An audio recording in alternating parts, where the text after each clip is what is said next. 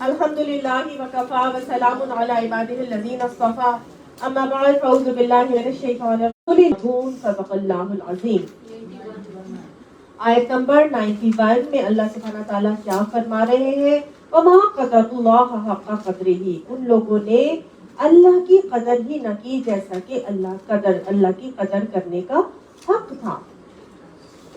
اگر ہم دیکھیں تو واقعی میں اپنا محاسبہ کریں تو اللہ سبحانہ تعالیٰ تو ہمارا ایسا خالق ہے، ایسا مالک ہے، ایسا ربوبیت کرنے والا ہے، ایسا اس نے ہمیں بنایا ہے کہ انسان کو بنا کے اللہ تعالیٰ جیسے فرماتا ہے نا کہ لَقَدْ خَلَقْنَاكُمْ فِي أَحْسَنِ تَقْوِيمٍ، ہم نے تمہیں بہترین ساخت پہ بنایا. وہ خالق ایسے اس نے ہماری ساخت ایسی بہترین بنائی کہ ہمیں بنایا تو ہمیں اتنا متناسب بنایا کہ اگر ہم دیکھتے ہیں نا کسی انسان کو تو آنکھیں دو بنا دی اللہ تعالیٰ نے، کان دو بنا دیے، ادھر سے بھی سن سکتے ہیں ادھر سے بھی سن سکتے ہیں، کیونکہ یہ کان اور آنکھیں تو ہمارے دل کی کھڑکیاں تھی اور اللہ نے اس کو دو دے دی ہمیں کہ ایک ضائع ہو جائے تو دوسری برقرار بھی رہے. سبحان اللہ. اور پھر اللہ تعالیٰ نے ناک سونگھنے کی حس بھی جو ہے وہ ہمیں دو نتنوں کے ساتھ دے دی تاکہ اگر ایک میں کوئی پرابلم ہو جائے تو دوسرا ضرور چلتا رہے. سانس یہاں سے جاتی ہے، اگر ایک میں کوئی پالپ یا کوئی بھی چیز آ جائے یا کچھ ڈیویٹڈ سیپٹم یا کوئی مسئلہ ہو جائے تو کیا کرے، دوسری سائڈ سے وہ سانس لینے کے لیے اس کے لیے تیاری، مطلب آسانی رہے، کوئی مسئلہ نہ ہو. پھر اللہ سبحانہ تعالیٰ نے ہمیں ایک متناسب سے ناک درمیان میں دے کے دو نتنے اس کے رکھے، پھر اللہ نے ہمارے دو ہونٹ بنا دیے اور اس کو منہ کو پورا اس ہونٹوں کے ساتھ بند کر دیا اور پیچھے اس کے دانت رکھ دیے چبانے وغیرہ کے لیے. اور کان جو ہے اللہ تعالیٰ نے اتنے متناسب بنائے کہ اگر یہ ایلیفنٹ کی طرح اتنے بڑے ہو جاتے، جیسے کہ یاجوج ماجوج کے بارے میں آتا ہے کہ ان کے کان اتنے بڑے ہوں گے کہ وہ اپنے کانوں کو اپنے اوپر اوڑھ لیا کریں گے جیسے ہاتھی کے کان ہوتے ہیں. اگر ایسی ہی کوئی مخلوق ہوتی کہ ناک اتنی کوئی لمبی ہو جاتی یا پاؤں ہمارے سر پر ہوتے یا ہمارے ہاتھ جو ہے وہ جس انداز میں اللہ نے بنائے کہ ایک انگوٹھا بنا دیا اور اس ایک انگوٹھے سے 4 فنگرز کام لیتی ہیں، اس والی سے بھی ہم پکڑ سکتے ہیں، اس کو بھی، اور یہ چاروں کو ایک انگوٹھا سپورٹ کرتا ہے اور ہم ایک چیز کو آسانی سے اٹھا لیتے ہیں. سبحان اللہ. اگر ہم دیکھیں تو اللہ سبحانہ تعالیٰ نے انسان کو کتنا متناسب بنایا کہ نہیں بنایا.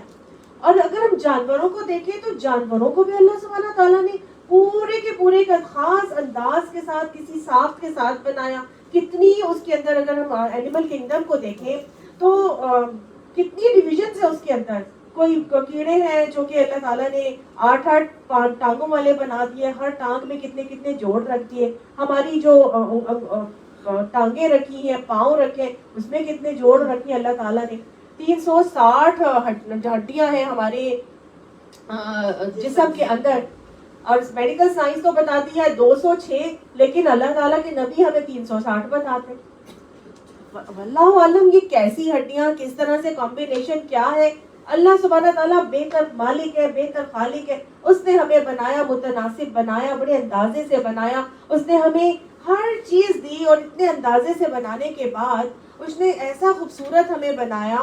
اور ساتھ اگر ہم دیکھیں تو اس نے ہمیں جو اتنی نعمتوں کی فراوانی کی، اتنی جو نعمتیں عطا کی، کیا ہم ان نعمتوں کا حق ویسے ادا کرتے ہیں جو اللہ تعالیٰ یہاں پہ اس آیت میں شکوہ کر رہے ہیں کہ وما قدر اللہ حق قدرہ، انہوں نے اللہ کی قدر ہی نہ کی جیسے کہ قدر کرنے کا حق تھا. صرف ہم اپنے آپ کو اگر ہم دیکھیں، اپنی ہی بارے میں اگر ہم دیکھیں، باقی چیزوں کو تو ہم لے ہی نہیں رہے، ابھی بیچ میں لا ہی نہیں رہے کہ ہم نے اللہ کی قدروں سے جانا ہی نہیں جیسے جاننے کا حق تھا. اللہ نے ہمیں آنکھیں دی تھی، ٹھیک ہے، اللہ نے آنکھیں دی تھی اور آنکھوں کے ساتھ اللہ تعالیٰ نے ہمیں کہا تھا کہ کائنات میں ارد گرد پھیلی نشانیوں کو دیکھو، اس نگاہ بصارت کو استعمال کر کے، نگاہ بصیرت حاصل کر کے اللہ کو پہچانو. اللہ نے اسی لیے دی تھی نا، اللہ نے اسی لیے تو یہ آنکھیں دی تھی کہ ہم ارد گرد کائنات میں پھیلی ہوئی نشانیوں سے اللہ کو پہچانیں. لیکن ہم نے کیا کیا؟ ہم نے ان آنکھوں کو فحاشی کا عادی بنا دیا، فحاشی دیکھنے کے عادی بن گئے. جب تک فحاشی نہ دیکھ لیں ہمیں چین نہیں آتا. ینگ جنریشنز آج کتنا زیادہ فون کے اوپر لگی ہوئی ہے. اور نامحرموں کو دیکھنے کے اوپر لگی ہوئی ہیں. وہ سو کالڈ سیلیبریٹیز کو جب تک دیکھ نہ لے چین نہیں آتا. ہم نے ان آنکھوں کی قدر ہی نہیں کی جیسے کہ قدر کرنا چاہیے تھا. اللہ نے ہمیں زبان دی, ایک زبان دی تھی, علمہ البیان. اللہ نے کیوں ہمیں بیان کرنے کی نعمت عطا فرمائی, طاقت, صلاحیت. بولیاں تو ساری کائنات کی مخلوقات بولتی ہیں, لیکن اللہ نے ہمیں بولی نہیں سکھائی, اللہ نے ہمیں بیان کرنا سکھایا. علمہ البیان, تمہیں بیان کی طاقت دی. ابھی ہم جو تجوید کے حروف سیکھ رہے ہیں تو یہ کیا ہوتا ہے, مختلف حروف جب ملتے ہیں تو وہ ایک لفظ بنتا ہے, اور وہ لفظ اپنے اندر پورا ایک معنی رکھتا ہے, اور جب معنی والے حروف کو ملایا جاتا ہے تو ایک جملہ بن جاتا ہے. اس کو کہتے ہیں بیان. جب مختلف جملوں کو ملایا جاتا ہے تو وہ بیان بن جاتا ہے. اللہ نے مجھے اور آپ کو بیان کی طاقت دی. اللہ نے یہ قوت گویائی مجھے اور آپ کو کیوں دی تھی؟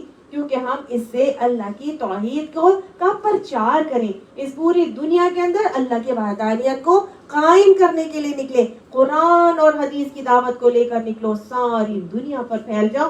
اللہ نے تو یہ قوت گویائی مجھے کس لیے دی تھی؟ اسی لیے دی تھی. لیکن ہم نے کیا کیا؟ ما قدر اللہ حق قدر ہی, ہم نے تو قدر ہی نہ کی جیسے قدر کرنے کا حق تھا. ہم نے اس زبان کو فحش, غیبت, چغلی, بہتان, تانے, تشنے, ان چیزوں کے لیے استعمال کرنا شروع کر دیا. ہمارا حال تو یہی ہے, جھوٹ کا عادی بنا دیا, غیبتوں کا عادی بنا دیا. یہ ہے شکوہ اللہ تعالیٰ کا کہ انہوں نے اللہ کی قدر ہی نہ کی جیسے کہ قدر کرنے کا حق تھا. پھر اگر ہم دیکھیں تو کان اللہ نے کیوں دیے تھے؟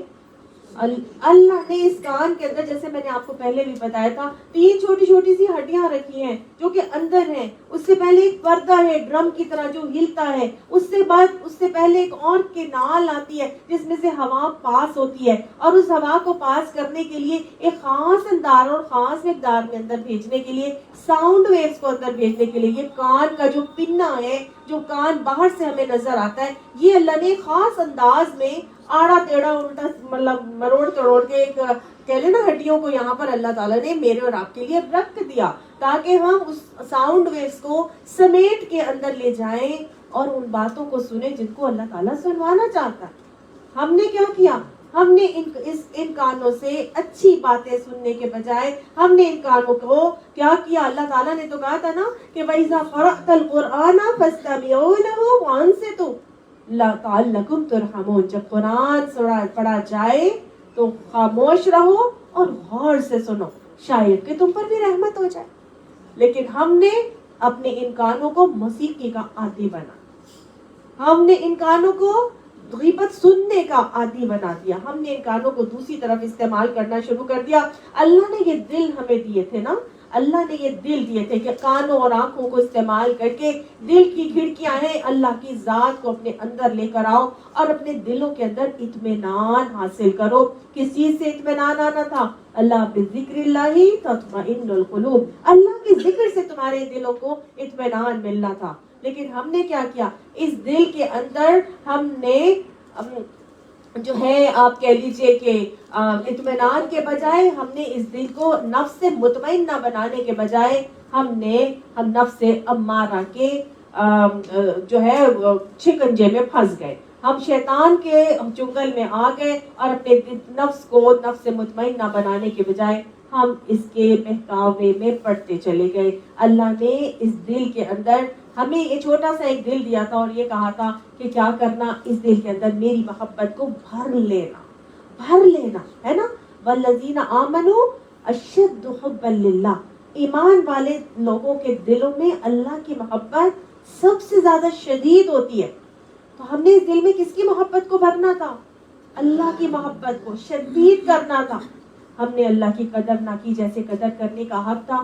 ہم نے اس دل کے اندر دنیا کی محبت کو بھر لیا, ہم نے حب الشہوات کی محبت کو بھر لیا, ہم نے ان چیزوں کی محبت کو حاوی کر لیا, اور اللہ کی محبت جو ہے وہ تو رہ گئی پتہ نہیں کہاں. ہمیں معلوم بھی نہیں ہے کون اللہ تو کیسی محبت اس کی. ہم تو اپنی ساری زندگی کے تمام طریقوں سے بتا دیتے ہیں کہ ہمیں کون زندگی میں زیادہ پیارا ہے, کیا زندگی میں زیادہ محبوب ہے؟ ہم دنیا کی محبت میں پڑ گئے، اولاد کی محبت میں پڑ گئے، ہم اپنے ازواج کی محبت میں پڑ گئے، ہم اپنے عہدے اقتدار کی محبت میں پڑ گئے کہ نہیں پڑ گئے؟ ہم نے تو اللہ کی قدر ہی نہیں کی جیسے کہ قدر کرنے کا حق تھا۔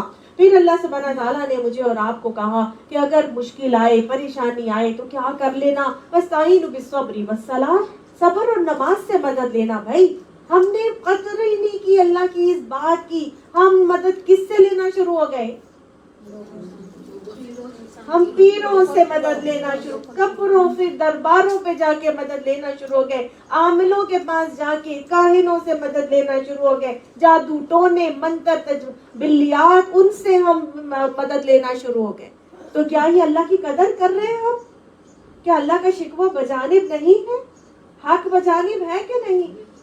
اللہ نے تو جو ہمیں تاکید کی، جو ہمیں طریقہ بتایا، وہ کرنے کے بجائے ہم نے اپنے آپ کو، اللہ نے کہا تھا کہ یہ نفس تمہیں دیا ہے، قد افلح من زکاہا، فنا پا گیا وہ جس نے اپنے نفس کا تزکیہ کر لیا، وقد خاب من دساہا، جس نے اس نفس کو دبا لیا وہ رسوا ہو گیا۔ ہم نے کیا کیا؟ ہم نے اس نفس کو دبایا، وہ کیا؟ ہم تو اس نفس کے غلام ہی بن گئے، ہم اس نفس کے غلام بن گئے۔ جو ہم نے اس نفس کو کیا بنایا وہی بن گئے ہم، جس کا شکوہ اللہ تعالیٰ قرآن پاک میں بار بار کر کے فرماتے ارأیت من اتخذ الہہ ہواہ، تم نے اس کو دیکھا جس نے اپنی خواہش نفس کو ہی اپنا خدا بنا لیا؟ وہ اپنے نفس کا اتنا غلام بن گیا ہے کہ وہ اسی کی باتیں مانتا ہے، اسی کی باتوں کو لے کے چلتا ہے، اسی کو فالو کرتا ہے، ہر بات جو اس کے دل میں آتی ہے اس کو اس سے کوئی فرق نہیں پڑتا کہ اس کے رب کی پسند کیا تھی۔ وہ تو بس کہتا ہے کہ جو میرا دل کرتا ہے، جو میرا لائف سٹائل، جو میرا طریقہ ہے زندگی گزارنے کا، جو میں سوچتا ہوں یا میں کرتی ہوں وہی سب سے بہترین ہوتی ہے۔ تو وہ تو اپنی نفس کی، اپنی خواہشات نفس کی غلام بن گئی۔ اللہم لا تجعلنا منہم۔ اللہ سبحانہ تعالیٰ نے ہمیں کیا بتایا تھا؟ یہ مال تمہیں جو میں دے رہا ہوں، اس جانوں مالوں سے کیا کرنا؟ جنت کے سودے کر لینا۔ اعدت للمتقین، اگر ان نعمتوں کو تقویٰ کے ساتھ لے کے چلو گے تو انہی نعمتوں سے تم کیا حاصل کر سکو گے؟ جنت کے سودے کرو گے۔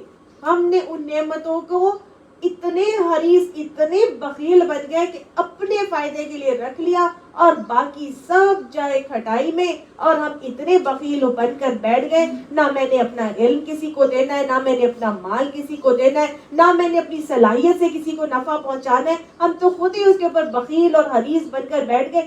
اللہ نے یہ نعمتیں، یہ صلاحیتیں، یہ طاقتیں، یہ دولتیں مجھے کس لیے دی تھی؟ تاکہ ہم اس جنت کو حاصل کریں۔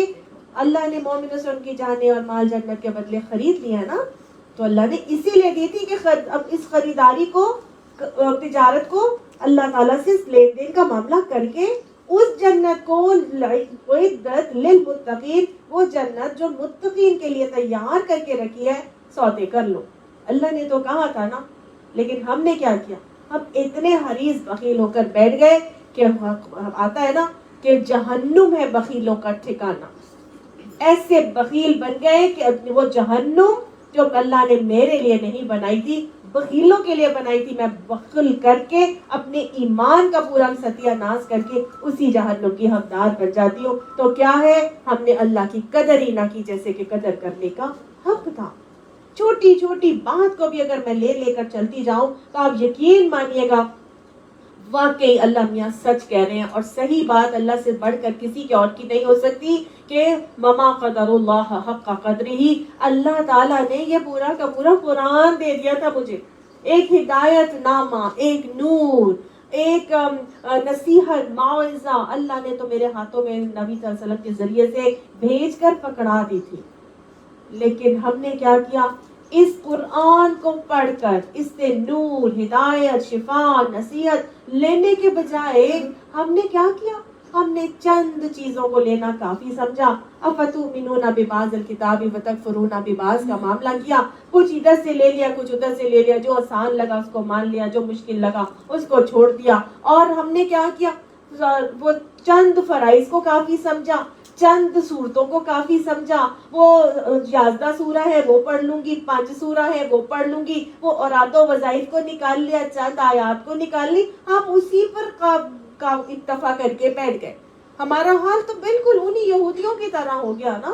تو یہودی ہی تو یہ کرتے تھے. کعب احبار نے کیا بتایا تھا؟ کعب احبار وہ تابعی تھے جو نبی صلی اللہ علیہ وسلم کے دور میں بھی موجود تھے، لیکن انہوں نے آپ صلی اللہ علیہ وسلم کی زندگی میں اسلام قبول نہیں کیا تھا. وہ یہودی عالم کے بیٹے تھے اور وہ کہتے ہیں کہ میرے والد نے مجھے تورات کے 2 نسخے دیے تھے، اور تورات کے 2 نسخے دیے، ایک چھوٹا تھا ایک بڑا تھا. بڑا نسخہ جو تھا انہوں نے کہا کہ اس کو جزدان میں لپیٹ کے نا تو اچھی طرح سے سنبھال کے رکھنا، اس کو کھولنا مت، اس کو مت پڑھنا، اور یہ جو چھوٹا نسخہ تمہیں میں نے دیا ہے نا اس کو پڑھتے رہو اور اس سے اپنی زندگی میں جو ہے نا وہ برکت حاصل کرتے رہو. تو انہوں نے کیا کیا، انہوں نے وہ کبھی نسخہ کہتے ہیں زندگی کبھی اٹھا کے کھولا ہی نہیں. اس کے علاوہ ایک اور تھے یہودی، ان کے بھی والد نے ایسے ہی کیا تھا ان کے ساتھ، کیونکہ یہ یہودیوں کا کام تھا. ان کے والد نے بھی ایسے ہی کیا. تو وہ نبی صلی اللہ علیہ وسلم کی زندگی میں ہی ان کے دل میں آیا کہ نبی صلی اللہ علیہ وسلم یہ جو ابھی آئے ہیں یہاں پہ مدینہ ہجرت کر کے، تو میں دیکھوں تو صحیح کیا ان کی بارے میں کوئی بات ہماری اس بڑے نسخے میں موجود ہے کہ نہیں. اور کہتے ہیں کہ جب میں نے وہ بڑا نسخہ کھول کے پڑھا تو میں حیران رہ گیا.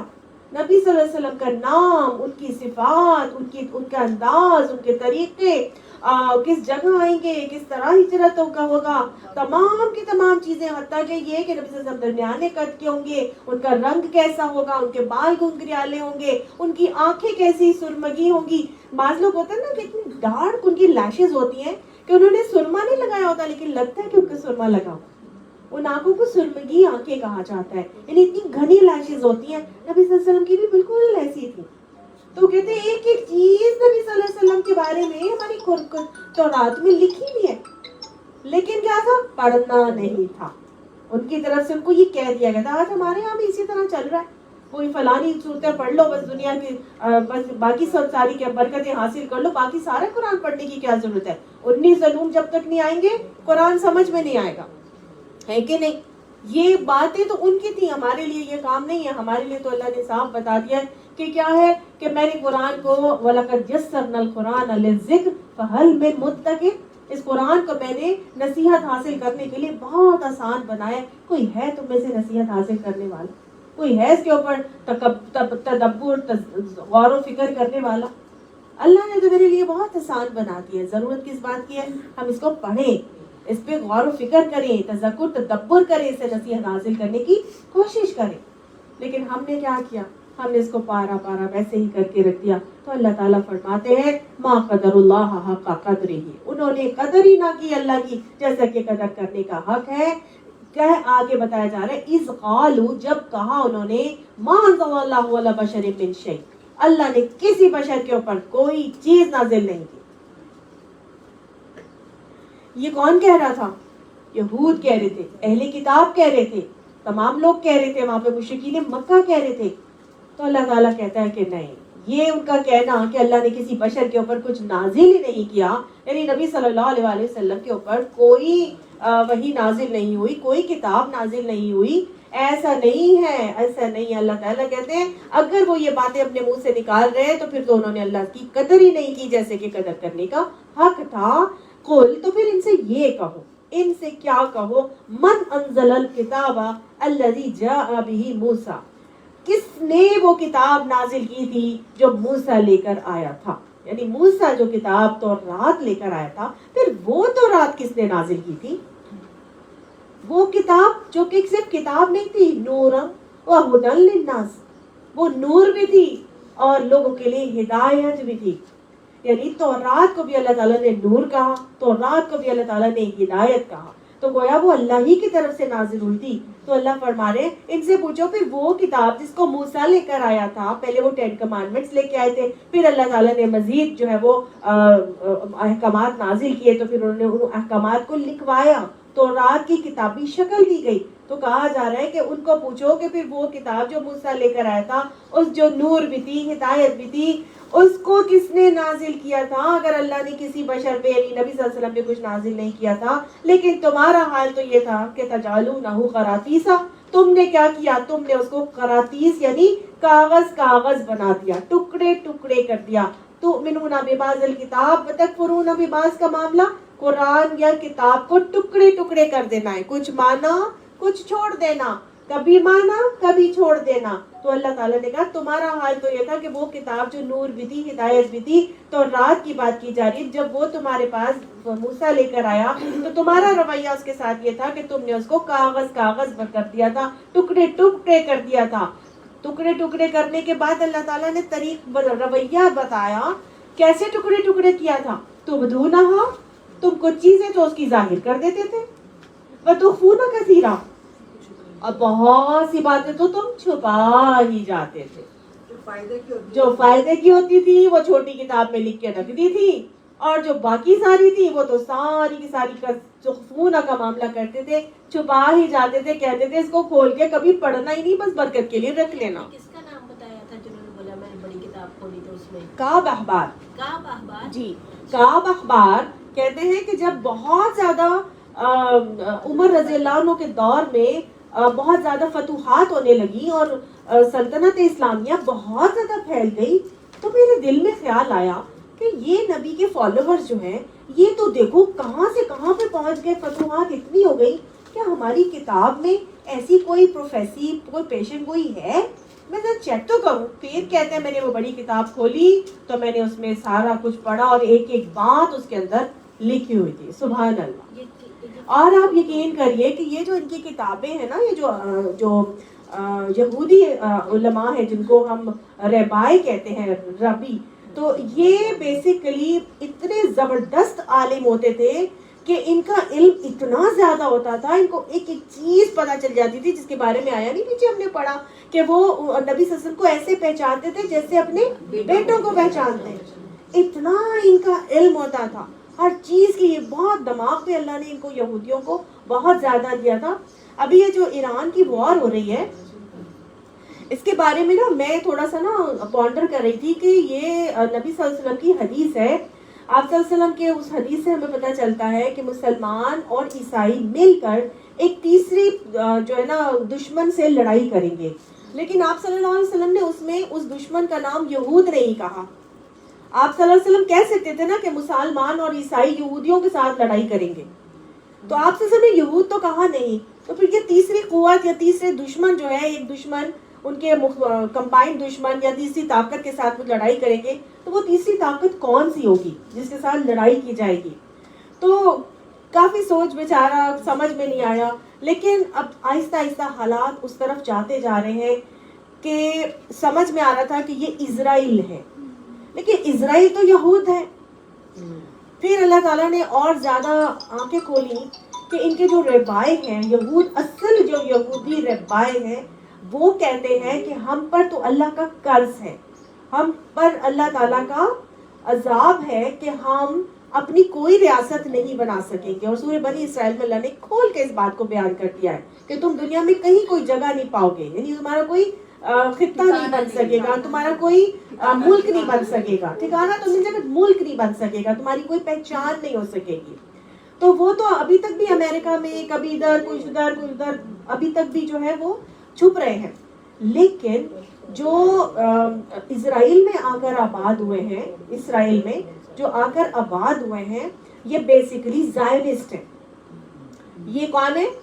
زائونسٹ. اور یہ زائونسٹ وہ لوگ ہیں جو کیتھولکس بھی ہیں، جو کہ بہت ہی کہہ لیں کہ بہت ہی یہودیوں کی بہت ہی نرم کہہ لیجیے بہت ہی بگڑی ہوئی کوئی شکل، جو یہ عقیدہ رکھنا شروع ہو گئی کہ ہم نے وہاں سے اپنا تھرڈ ٹیمپل لینا ہے، اور جب تک ہمارا تھرڈ ٹیمپل نہیں بنے گا نا، جب بیت المقدس ہم لیں گے، ہمارا تھرڈ ٹیمپل نہیں بن جاتا، تب تک ہمارا مسیح نہیں آئے گا. سمجھ آئی؟ جبکہ ان کی کتب کے اندر لکھا ہوا تھا کہ جو مسیح آئے گا، جو ان کا مسیح آئے گا، جو ان کے لیے مسیحا ثابت ہوگا، وہ یثرب میں آئے گا. کہاں آئے گا؟ یثرب میں. جی یہ تورات میں لکھا ہے. وہ کہاں آئے گا؟ یثرب میں آئے گا. اور یہ مدینہ میں. اور باقاعدہ وہاں پہ کیا ہوں گے؟ باغات ہوں گے. یعنی آخری نبی کو مسیح کہا گیا تھا کہ وہ مسیح آئے گا اور وہ یثرب میں آئے گا اور وہاں پر جہاں کھجور کے باغات ہوں گے اور بہت ڈیٹیلز. تو اب وہ حضرت صفیہ بنت حیی بن اخطب جو کہ حیی بن اخطب کی بیٹی تھی, یہودن تھی, نبی صلی اللہ علیہ وسلم کے نکاح میں آئی. وہ کہتی ہیں کہ جب نبی صلی اللہ علیہ وسلم ہجرت کر کے مدینہ آئے تو میرے والد اور میرے چچا یہ دونوں گئے وہاں پر جا کر اور دیکھا کہ ہم دیکھیں تو صحیح کہ یہ واقعی میں وہی ہے کہ نہیں, کیونکہ ان کو پتا تھا کہ ان کی کتاب میں لکھا ہوا ہے کہ وہ یثرب میں آئے گا. وہ گئے نبی صلی اللہ علیہ وسلم کے پاس گئے, جا کے دیکھا, ہر چیز پہچان گئے, وہی حلیہ, وہی جو اس میں لکھا ہوا تھا. کہتی ہے کہ وہ جب بھی میں آتی تھی نا تو مجھے سب سے زیادہ خاندان میں پیار کیا جاتا تھا, اور کسی اور بچے کو اٹھائیں یا نہ اٹھائیں مجھے اٹھا کے گود میں نا پیار ضرور کرتے تھے. کہتی ہے جب وہ لوگ دونوں آئے تو میں آگے گئی ملنے تو مجھے نہیں اٹھایا انہوں نے, اور مجھے میرے چچا اور میرے والد سے کہہ رہے ہیں کہ یہ بتاؤ کہ کیا یہ وہی ہے؟ تو والد نے میرے کہا ہاں یہ وہی ہے, یہ وہی ہے. تو انہوں نے بولا کہ اچھا تو پھر کیا ارادہ ہے؟ تو والد نے میرے کہا جب تک جان میں جان ہے میں اس کی مخالفت کروں گا اور مان کے نہیں دوں گا. یعنی ان کے اندر کیا آ گئی تھی؟ انانیت, ضد آ گئی تھی. کیا ضد تھی؟ کہ یہ بنی اسماعیل میں کیوں آئے ہیں, بنی اسرائیل میں سے کیوں نہیں آئے. سمجھ آ گئی بات؟ تو یہ مسیح تو آ گیا تھا. اب جو اصل یہودی ہیں وہ تو سمجھتے ہیں کہ یہ اصل تو مسلمان جو ہے وہ ٹھیک ہے, ہمارا یہ ہے, اللہ نے ہم پہ قرض کیا ہے, ہم نہیں. لیکن جو زائنسٹ ہے نا وہ کہتے ہیں ہمارا مسیح آئے گا, اور وہ مسیح کس کو کہتے ہیں؟ دجال. اور وہ کہتے ہیں دجال اس وقت نکلے گا جب ہمارا تھرڈ ٹیمپل تعمیر ہو جائے گا. سمجھ آ گئی آپ کو؟ تو آپ کو میں یہ بتا رہی تھی کہ جو اب تیسری جو قوت ہے جس کے خلاف لڑائی ہوگی, اب وہ کون سی قوت ہوگی اور کیسے ہوگا یہ سب کچھ. تو ابھی میں نے ایک ویڈیو دیکھی جس کے اندر دو یہودی آپس میں بیٹھے بات چیت کر رہے تھے, عالم تھے ان کے, اور وہ بات چیت کر رہے تھے اور وہ کہہ رہے تھے کہ ہم اینڈ آف ٹائمز میں داخل ہو گئے ہیں جب ہمارے مسیح نے آنا ہے, اور ہماری بک میں یہ لکھا ہوا ہے کہ ایران جو فارس لکھا, پرشیا, وہ اسرائیل کو ختم کرے گا, وہ اسرائیل کو کے اوپر حملے کرے گا. تو یہی اسرائیل کو ختم کرنا جو تیسری قوت کے ساتھ مل کے لڑائی ہوگی, کس کی ہوگی؟ مسلمان عیسائی مل کے کس کے اگینسٹ لڑیں گے؟ اسرائیل کے اگینسٹ. ہاں جی.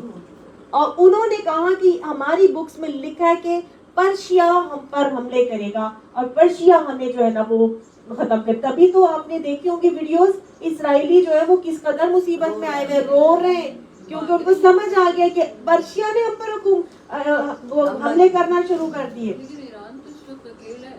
کوئی اکیلا نہیں ہے, پاکستان ساتھ ہے, چائنا ہمارے ساتھ ہو گیا, کرتے کرتے تو ٹرمپ بھی ہماری بولی بولنا شروع ہو گیا, پاکستان پاکستان پاکستان. آہستہ آہستہ یہ سب ملیں گے اور یہ سب مل کے اسرائیل کے خلاف ہوں گے. رشیا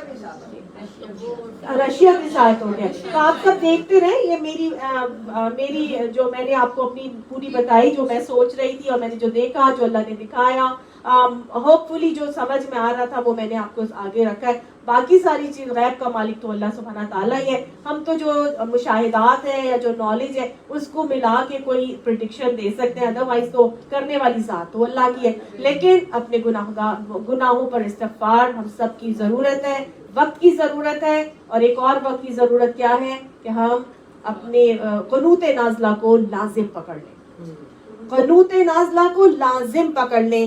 ٹائم شروع ہو چکا ہے, کب ہوگا, کیسے ہوگا, کتنے اس پر ہوگا, کس ٹائم پر ہوگا, وہ تو کن کہے گا فیکن ہو جائے گا, ٹھیک ہے. لیکن ہمارا کام کیا ہے کہ ہم اپنے دل سے اس کے اندر کم سے کم شامل ضرور ہو جائیں. ہماری وہ جدوجہد اس حجت کی طرح تمام ہونے والی ضرور ہو جائے. کرنے والی ذات صرف اللہ سبحانہ تعالیٰ کی. تو اللہ تعالیٰ نے کہا تمہارا حال تو یہ ہے, تم نے تو قدر ہی نہیں کی. نہیں کوئی ٹائم نہیں ہے. نبی صلی اللہ علیہ وسلم فجر میں پڑھتے تھے لیکن عصر میں بھی پڑھ سکتے ہیں, کسی بھی نماز میں پڑھ سکتے ہیں آپ, ٹھیک ہے. جب آپ کو یاد آ جائے فرض نماز میں پڑھنی ہوتی ہے, اگر آپ فرض میں بھول جائیں تو کسی بھی نماز میں پڑھ لیں, کیا ہو گیا, دعا ہی ہے نا, تو وہ کریں اس کو, ٹھیک ہے. نماز کے اندر یہ علیحدہ سے نہیں دعا مانگتے, علیحدہ سے بھی پڑھ سکتے ہیں, سنت طریقہ ہے تو قنوت نازلہ کا وہی ہے نا, لیکن آپ چلتے پھرتے بھی اگر آپ کو یاد آ جاتی ہے اس کو ضرور پڑھیں. لیکن نماز کے دوران اگر دعا مانگی جا رہی ہے تو ظاہر ہے اس کا قبولیت کے معاملات اس کے بڑھ جاتے ہیں. ابھی نبی صلی اللہ علیہ وسلم کا بھی یہی طریقہ تھا. اچھا وَعُلِّمْتُمْ, اللہ تعالیٰ فرماتے ہیں وَعُلِّمْتُمْ مَا لَمْ تَعْلَمُوا, اور تمہیں وہ سکھایا گیا جو تم جانتے نہیں تھے. انتم, نہ تم جانتے تھے, ولا آباؤکم, اور نہ ہی تمہارے باپ دادا جانتے تھے. یعنی کہ تمہیں وہ کتاب دی گئی حضرت موسیٰ علیہ السلام کے ذریعے سے جس کا تم نے حال یہ کیا کہ تم نے کچھ چیزوں کو ظاہر کیا, زیادہ چیزیں تم اس میں سے چھپا گئے, اس کو تم نے پارا پارا کر دیا, کاغذ کاغذ کر دیا, ٹکڑے ٹکڑے کر دیا. تمہیں تو اللہ نے اس میں وہ چیزیں سکھائی تھیں جو نہ تم جانتے تھے نہ تمہارے باپ دادا جانتے تھے. ہے کہ نہیں؟ کیا یہ صرف ان کے ساتھ ہوا تھا؟ کیا اللہ سبحانہ تعالیٰ نے انہی کے ساتھ وہ چیزیں سکھائی تھی, یا اللہ نے میرے اور آپ کے ساتھ بھی ایسا ہی کیا ہے؟ اللہ نے ہمیں بھی تو کتنی چیزیں سکھائی ہیں نا جو ہم جانتے ہی نہیں تھے. ہم قرآن پڑھتے ہیں تو ہم دیکھتے ہیں واقعی, ہم کہتے ہیں اچھا یہ بھی اللہ نے اس میں ہمیں بتایا ہے, اچھا یہ بھی ایسے کرنا چاہیے. کتنی ڈیپتھ ہے قرآن کی آیات کے اندر, اس کے احکامات کے اندر. اللہ سبحانہ تعالیٰ نے جو ان کے ساتھ جو انہوں نے رویہ کیا تھا اس کی عکاسی کر کے مجھے اور آپ کو بھی اس کے حوالے سے جوڑا ہے کہ ہم بھی اپنے آپ کو صحیح کر لیں, اور ہم بھی کہیں ایسا تو نہیں کر رہے کہ ہم اللہ کی قدر ہی نہیں کر رہے ہو جیسا قدر کرنے کا حق تھا. کیا ہم بھی وہی کام تو نہیں کر رہے کہ ہم بھی چھپا جاتے ہو اور تھوڑا ہی دکھاتے ہو؟ کیا ہم بھی ایسا تو نہیں کر رہے کہ وَتُؤْمِنُونَ بِبَعْضِ الْكِتَابِ وَتَكْفُرُونَ بِبَعْضٍ؟ تو اللہ سبحانہ تعالیٰ نے کہا ان سے پوچھو تو صحیح وہ کس نے کیا تھا. اور پھر قُلِ اللَّهُ, ان سے کہہ دو کس نے کیا تھا, وہ کس نے نازل کی تھی کتاب بھائی؟ اللہ نے, اللہ نے نازل کی تھی نا. ثم ذرهم, پھر تم ان کو چھوڑ دو, فی خوضہم, اپنی ہی دلیل بازیوں میں یلعبون, وہ کھیلتے رہے. ان کو چھوڑ دو, انہوں جو مرضی کہنا چاہتے ہیں اپنی دلیل بازیوں میں ان کو مگن رہنے دو, کھیلنے کودنے دو, جو مرضی اپنی زندگی گزارنے دو, جو جانا چاہتے ہیں ان کو گزارنے دو, ان کو چھوڑ دو. لیکن ان سے بتا دو یہ سب چیزیں بھی تو اللہ ہی نے نازل کی تھی نا. تو پھر جو نبی صلی اللہ علیہ وآلہ وسلم کے اوپر نور, ہدایت, فرقان, قرآن سب کچھ آ رہا ہے وہ بھی پھر اللہ ہی کی طرف سے آ رہا ہے. اسی لیے اللہ تعالیٰ نے آگے بتایا وَهَذَا كِتَابٌ, اور یہ ایک کتاب ہے. کون سی؟ جو میرے اور آپ کے ہاتھوں میں موجود ہے. وَهَذَا كِتَابٌ, یہ ایک کتاب ہے. أَنزَلْنَاهُ, جس کو ہم نے نازل کیا ہے. اللہ تعالیٰ کیا فرما رہے ہیں؟ اب یہ جو اب تم پڑھ رہے ہو نا امت محمدی کے افراد, جو تم کتاب پڑھ رہے ہو نا قرآن پاک, یہ بھی وہ کتاب ہے جو ہم نے یعنی اللہ سبحانہ تعالیٰ نے نازل کی ہے. مبارکن, برکت والی ہے. مصدق الذی بین یدیہ, اور جو پہلے آئی ہوئی کتاب تھی, جو ان کے آگے آ چکی تھی کتاب پہلے سے, اس کی تصدیق کرنے والی ہے.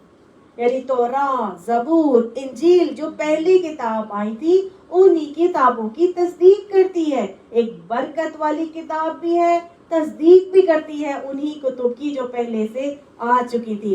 قرآن ایک برکت والی کتاب اللہ سبحانہ تعالیٰ کہہ رہے ہیں, یعنی یہ وہ کتاب ہے جس کے ساتھ ایسوسیٹڈ ہر چیز اگر ہم دیکھیں نا تو برکت والی بن جاتی.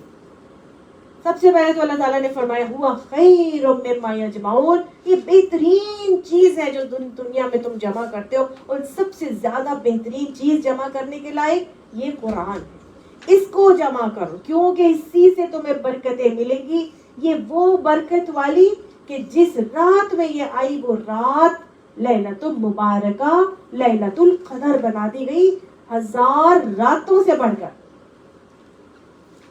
وہ جس مہینے میں یہ کتاب آئی وہ مہینہ شہر مبارکہ رمضان المبارک بن گیا. سبحان اللہ. یہ کتاب جس نبی کے اوپر آئی وہ نبی حبیب خدا مصطفیٰ مجتبی رحمت للعالمین بنا دیے گئے. سبحان اللہ. یہ کتاب جس وادی میں آئی وہ وادی کیا بن گئی؟ ام القری, تمام وادیوں کی ماں بنا دی گئی. یہ किताब जो फरिश्ता लेकर आया, रूहुल अमीन, जिब्राइल अलैहिस्सलाम को रूहुल अमीन बना दिया गया। और ये जिस उम्मत पर आई वो उम्मत क्या होगी फिर? कुंतुम खैरा उम्मतिन, बेहतरीन उम्मत बना दी गई। अब इस बेहतरीन उम्मत के पास जिसके पास ये कुरान आता है, जो इसको पढ़ता है, पढ़ाता है, सीखता है, सिखाता है, उसके लिए नबी सल्लल्लाहु अलैहि वसल्लम ने फरमाया कि बेहतरीन उम्मत में से भी बेहतरीन वो होंगे, खैरुकुम मन तअल्लमल कुरान व अल्लमहु। सुभान अल्लाह।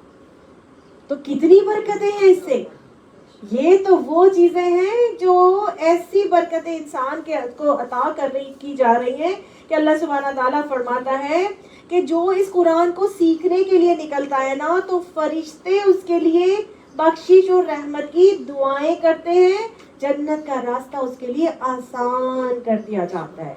ये बरकतें हैं उसकी। इसके साथ साथ जब फरिश्ते दुआएं करते हैं, ना सिर्फ फरिश्ते बल्कि ज़मीन आसमान की तमाम मखलूक, हत्ता के समंदर की मछलियां भी उस शख्स के लिए जो कुरान सीखने सिखाने के लिए निकलता है, पढ़ने पढ़ाने के लिए निकलता है, उसके लिए रहमत और बख्शिश की दुआएं करती है। सुभान अल्लाह। आपके मेरे लिए दुनिया की तमाम मखलूक, हत्ता के समंदर की मछलियां भी बख्शिश की रहमत की दुआएं कर रही हैं। सुभान अल्लाह। इतनी बरकत है इस कुरान के साथ जुड़ जाने वालों के लिए। ये कुरान के साथ जुड़े हुए लोग वो लोग हैं जिनको कहा गया हदीस में अल्लाह वाले होते हैं। अल्लाह वाले होते हैं। अल्लाह वाले वो लोग हैं जो अल्लाह के चुने हुए बंदे हैं। वो कौन है? वो कुरान पढ़ने और पढ़ाने वाले हैं। सुभान अल्लाह। अल्लाह ने हमें अल्लाह वाला कह दिया। इसी तरह से ये कुरान पढ़ने वाले के लिए, जो ये तो मैंने आपको कहा सीखने सिखाने वाले के लिए मामला है, जो कुरान पढ़ता है उसके लिए क्या मामला है, कैसी बरकतें उसके लिए मिलती हैं कि जो रोजाना 100 आयतें पढ़ता है उसको फर्मा बरदारों में लिख लिया जाता है। और जो 10 आयत भी पढ़ लेता है ना कुरान पाक की, उसको गाफिलों में शुमार नहीं किया जाएगा। और अगर 10 आयत तहज्जुद में पढ़ ले तो दुनिया और माफी जो उसके अंदर है ना, उससे ज्यादा, हर नेमत से ज्यादा है उसका सवाब। सुभान अल्लाह। तहज्जुद में 10 आयत पढ़ना कितना सवाब है। जो दुनिया और दुनिया के अंदर है उससे ज्यादा नेमत का सवाब जो है इसमें मिल जाता है। ये वो बरकत है कि जिस वक्त ये कुरान पढ़ाया जा रहा होता है उस वक्त अल्लाह की रहमत का नज़ूल हो रहा होता है। अच्छा, ये आयत जो है कसरत से जो पढ़ता है जी, ये जो 10 आयत आप तहज्जुद में करें, नमाज के अंदर पढ़ने जी तहज्जुद में पढ़ने वाला। नमाज तो मैं आपको क्या बता रही थी अभी? जो 10 आयत नहीं बता रही थी, मैं आपको बता रही थी हाँ, जो कसरत से, जो कुरान को कसरत से पढ़ता है। अभी तो मैंने 10 आयत बोली और 100 आयत। जो कसरत से कुरान पढ़ता है, क़यामत वाले दिन वो मुकर्रब तरीन फरिश्तों के साथ खड़ा होगा। सुभान अल्लाह। और जिसको कुरान याद है, जो हाफिजुल कुरान होगा, उसके लिए अल्लाह ताला फरमाएंगे पढ़ता जा और चढ़ता जा। वो पढ़ता जाएगा और जन्नत के दर्जे चढ़ता जाएगा। जहां उसके कुरान की तिलावत रुकेगी वहीं उसका जन्नत में मुकाम दे दिया जाएगा। सुभान अल्लाह। और जो कुरान पर अमल करने वाले होंगे उनके तो वालिदैन को वो ताज पहनाया जाएगा कि जिसके पहनाने की वजह से हर जगह रोशन हो जाएगी, मशरिक से मगरिब तक रोशनी छा जाएगी। तो अगर उसके वालिदैन को वो ताज पहनाया जा रहा है तो सोचिए आमिले कुरान का हाल फिर क्या होगा। सुभान अल्लाह। ये वो बरकतें हैं जो कुरान पढ़ने के ऊपर, कुरान से मुंसलिक लोगों को अता की जाएगी। अल्लाह ने बताया ये बरकत वाली किताब ये मैंने तुम पर नाजिल की है, और सिर्फ नाजिल ही नहीं कि बल्कि ये सारी पुरानी किताबों की तस्दीक भी करने वाली है। और नाजिल अब क्यों की गई है, वजह बताई जा रही है, मकसद बताया जा रहा है। वलितुनज़िरा उम्मल कुरा व मन हौलहा। ये इसलिए नाजिल की गई है تاکہ آپ اب جو حامل قرآن ہیں، جن کے پاس اب یہ قرآن آ گیا ہے، وہ کیا کریں؟ اب بس وہ لے کر اپنے اوپر اب اس کو پڑھتے چلے جائیں، بس ناظرہ پڑھتے رہو اور 10 قرآن ختم کرتے رہو اور فلانے کو بخشتے رہو۔ کس لیے نازل ہوا ہے یہ قرآن؟ یہ اس لیے نازل ہوا ہے، مقصد بتایا جا رہا ہے، وَلِتُنذِرَ، تاکہ اب آپ اس قرآن کو لے کر اٹھو اور اس کی دعوت کو لے کے پھیل جاؤ ساری دنیا میں۔ ساری دنیا کا اسٹارٹ کہاں سے؟ عربوں پہ آئی تھی، عربوں پہ آئی تھی، تو ان کو کہا آپ اس القرا، یعنی اس بہترین وادیوں کی ماں، یعنی اس شہر مکہ، ومن حولہا، اور اس کے ارد گرد علاقوں میں انذار کرو اس کی آیات کے ساتھ۔ ظاہر ہے خود پہ عمل کرنا نہیں اور دوسروں کو بتاتے رہنا، ایسے تو نہیں ہو سکتا نا۔ قرآن میں آتا ہے لِمَ تَقُولُونَ مَا لَا تَفْعَلُونَ، تم وہ باتیں کیوں کہتے ہو جو تم عمل نہیں کرتے۔ تو پہلے جب ہم نے انذار کرنے کے لیے نکلنا ہے، ہم نے لوگوں کو اس سے ڈرانا ہے، برے انجام سے متنبہ کرنا ہے، تو پہلے کیا کرنا ہے؟ اس قرآن کی آیات پر خود عمل پیرا ہونا۔ تو یہاں پہ خاص طور سے بتا دیا گیا ہے یہ اتنی برکتیں تمہیں دے رہا ہے، لہٰذا اس کی برکتوں کو سمیٹو، اپنے اندر جذب کرو، اپنے اعمال صالحہ کو بہترین بناؤ، اپنے اندر اس کی آیات کو اتار لو، اس کے اوپر عمل پیرا ہو جاؤ۔ حامل قرآن بن گئے ہو، عالم قرآن بنو، پھر عامل قرآن بنو، عالم بنو، عامل بنو، اور اگر حفظ کر سکتے ہو تو حافظ قرآن بھی بن جاؤ، اور عامل قرآن بننے کے بعد اب کیا کرنا ہے؟ نکل جاؤ۔ سب سے پہلا طریقہ یہ ہوگا کہ آس پاس کے لوگوں کو دعوت دو، اپنے قریب ترین لوگوں کو دعوت دو۔ القرآن کا کیا مطلب ہے؟ اس بستیوں کی ماں، شہر مکہ کو تم اس لوگوں کو پہلے بتاؤ، اس کے بعد وَمَنْ حَوْلَهَا، ارد گرد کے بھی جو علاقے ہیں وہ اس تک اس کی دعوت کو پہنچاؤ۔ صحابہ کرام نے اس پر من و عمل کر کے دکھایا۔ آپ صلی اللہ علیہ وسلم کے دور میں ہی قرآن کی تبلیغ جو ہے وہ عرب سے باہر عجم کی کنٹریز میں سٹارٹ ہو گئی تھی، اور آپ صلی اللہ علیہ وسلم نے مختلف قسم کے وفود بھیجنا شروع کر دیے تھے، شاہ کیسر و کسرا کی طرف، پھر وہ حبشہ کی طرف، پھر فارس کی طرف، تو ہر جگہ کیسر روم کی طرف، ہر طرف آپ صلی اللہ علیہ وسلم کی طرف سے صحابہ کرام بھیجے جاتے تھے وفود کی شکل میں۔ ہم نے دیکھا کہ آپ صلی اللہ علیہ وسلم کے دور کے بعد بھی صحابہ کرام نے اپنا یہ طریقہ جاری رکھا، اور صحابہ کرام کے مدفن دنیا کے مختلف علاقوں میں چونکہ پائے گئے، تو ہمیں پتہ چلا کہ انہوں نے اپنی موت تک اس فریضے کو انجام دیتے رہے۔ اللہ ہمیں بھی مرتے دم تک اس قرآن کو تھام کر اور اس کو آگے پھیلاتے رہنے کی توفیق عطا فرماتا رہے۔ الجزائر، تیونس، لیبیا، افریقہ، اصفہان، خراسان، استنبول، دمشق، اردن، موتا، سور، اردن، شام، بحیرہ روم، حمص، مطلب کہاں کہاں دیکھیں اس کے صحابہ کرام کے مدفن جو ایون پہاڑوں کے اوپر بھی ان کی قبریں جو ہے وہ پائی جاتی ہیں۔ تو یہ وہی رویہ ہے کہ جو اللہ کے نبی کو سکھایا گیا تھا کہ بلغ ما انزل الیک من ربک، پہنچا تو جو اللہ کی طرف سے تم تک پہنچایا جا رہا ہے۔ یہاں پہ بھی ہمیں بتایا جا رہا ہے کہ یہ برکت والی کتاب جو تم تک آئی ہے، تم نے کیا کرنا ہے؟ تم نے اب اس کی دعوت کو لے کر اٹھو اور ساری دنیا پر پھیلو۔ اللہ اس کی توفیق مجھے اور آپ کو اور ہماری اولادوں کو عطا فرماتا رہے۔ والذین یؤمنون بالآخرۃ، اب وہ لوگ جو آخرت پر ایمان لاتے ہیں، یؤمنون بہ، وہ اس کو مان لیں گے۔ جو آخرت کو ماننے والے ہیں وہی کیا کریں گے؟ قرآن کو مانیں گے۔ جو آخرت کے انکاری ہیں وہ قرآن کو نہیں مانیں گے۔ اور جب آخرت کو ماننے والے قرآن کو مانیں گے تو پھر ان کے ایک رویہ ہے جو کہ ہر حال میں ظاہر ہونا لازمی ہے۔ ایسا ہو ہی نہیں سکتا کہ اگر وہ آخرت پر بھی یقین رکھتے ہو، اللہ کو بھی مان کے، اللہ کی بھی مان کے چل رہے ہو، قرآن کو مان لیں گے، قرآن کی ماننا شروع ہو جائیں گے، تو پھر ان کے عمل سے ضرور ظاہر ہوگا کہ وہ اللہ کو مان کے اللہ کی مانتے ہیں, کیونکہ اب وہ آخرت کی تیاری شروع کر دیں گے. اور وہ آخرت کی تیاری کیسے ہوتی ہے؟ رب سے ملاقات کی تیاری میں کیا ہوتا ہے؟ الذین یظنون انہم ملاقو ربہم, ان کا حال یہ ہوتا ہے کہ جب وہ نماز پڑھتے ہیں تو وہ ایسا خیال کرتے ہیں, گمان یہ کرتے ہیں کہ وہ اپنے رب سے ملاقات کر رہے ہیں. تو وہ نماز کو کیا کریں گے؟ وَهُمْ عَلَىٰ صَلَاتِهِمْ يُحَافِظُونَ.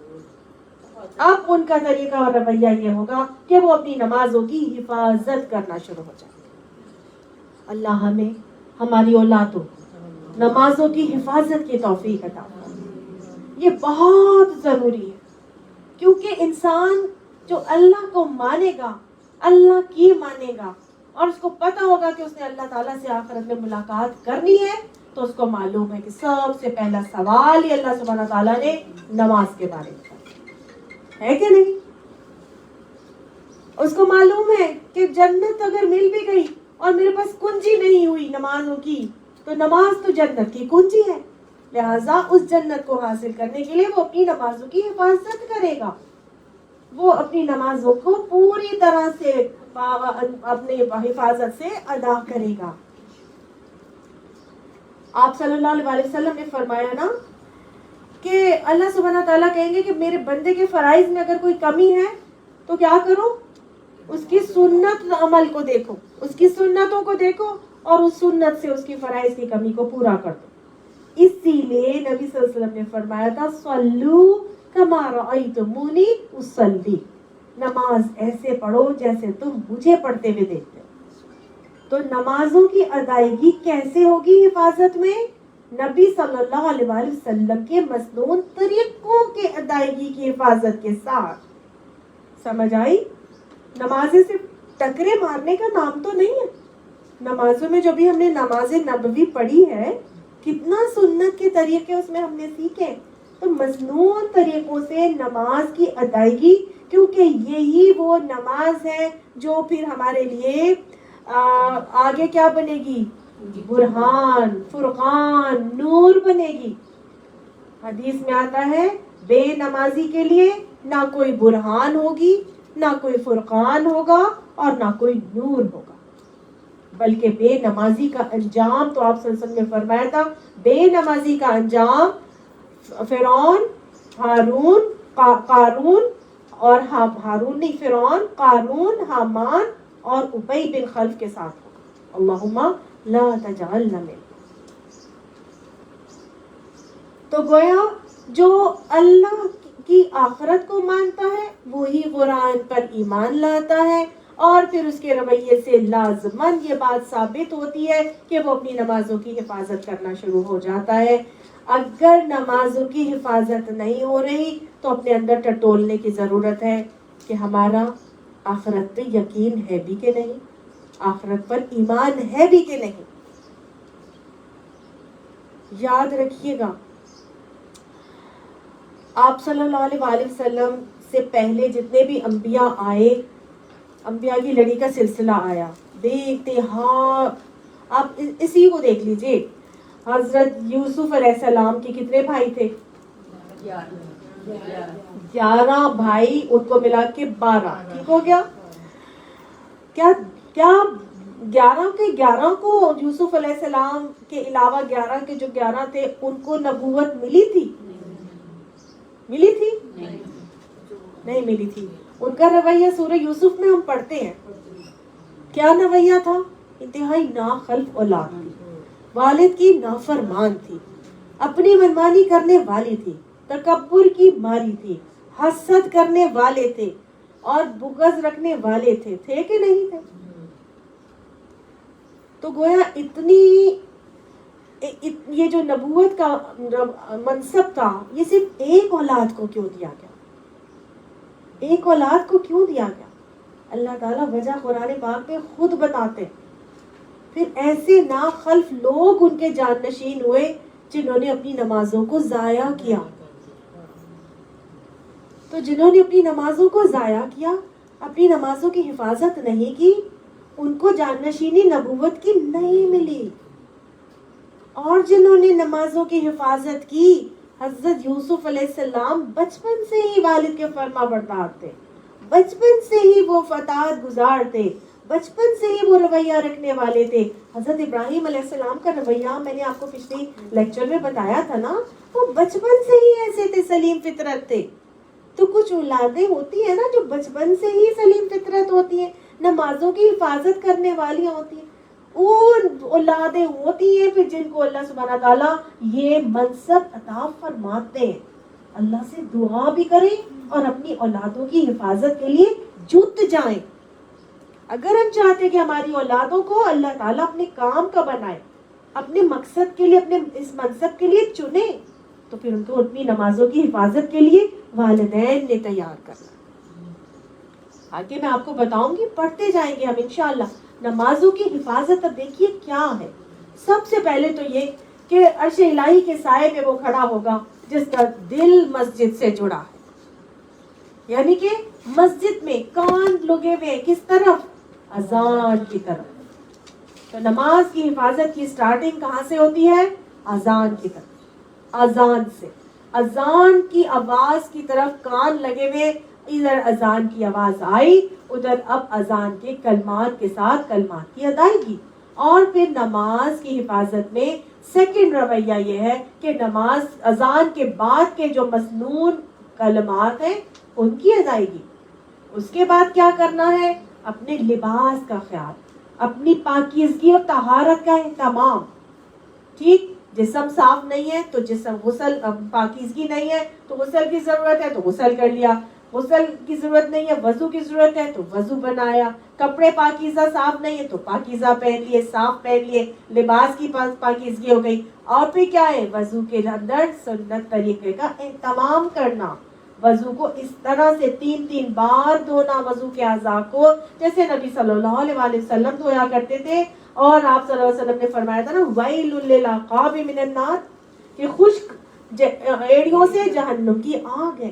تو گویا تمام وضو کے اعضاء اس طرح دھوئے جائیں کہ کوئی بال برابر علاقہ بھی خشک نہ رہ جائے۔ تو پراپر طریقے سے بنا سنوار کے وضو کرنا۔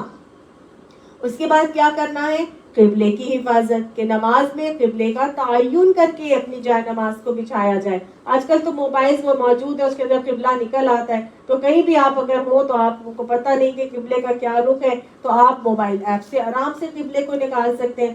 اگر آپ کے پاس وہ ایپ نہیں ہے تو ڈاؤن لوڈ کیجئے، اپنے پاس اس کو رکھیے تاکہ آپ پراپر قبلے کا صحیح تعین کر کے قبلہ رخ ہو کے اپنی نماز کو ادا کریں۔ لیکن اگر پھر بھی کچھ نہ کچھ آگے پیچھے سمت میں کچھ غلطی ہوگی، اپنی کوشش تو ہونی چاہیے نا، کم سے کم یہ ہماری حفاظت کا ایک انداز اور طریقہ ہے۔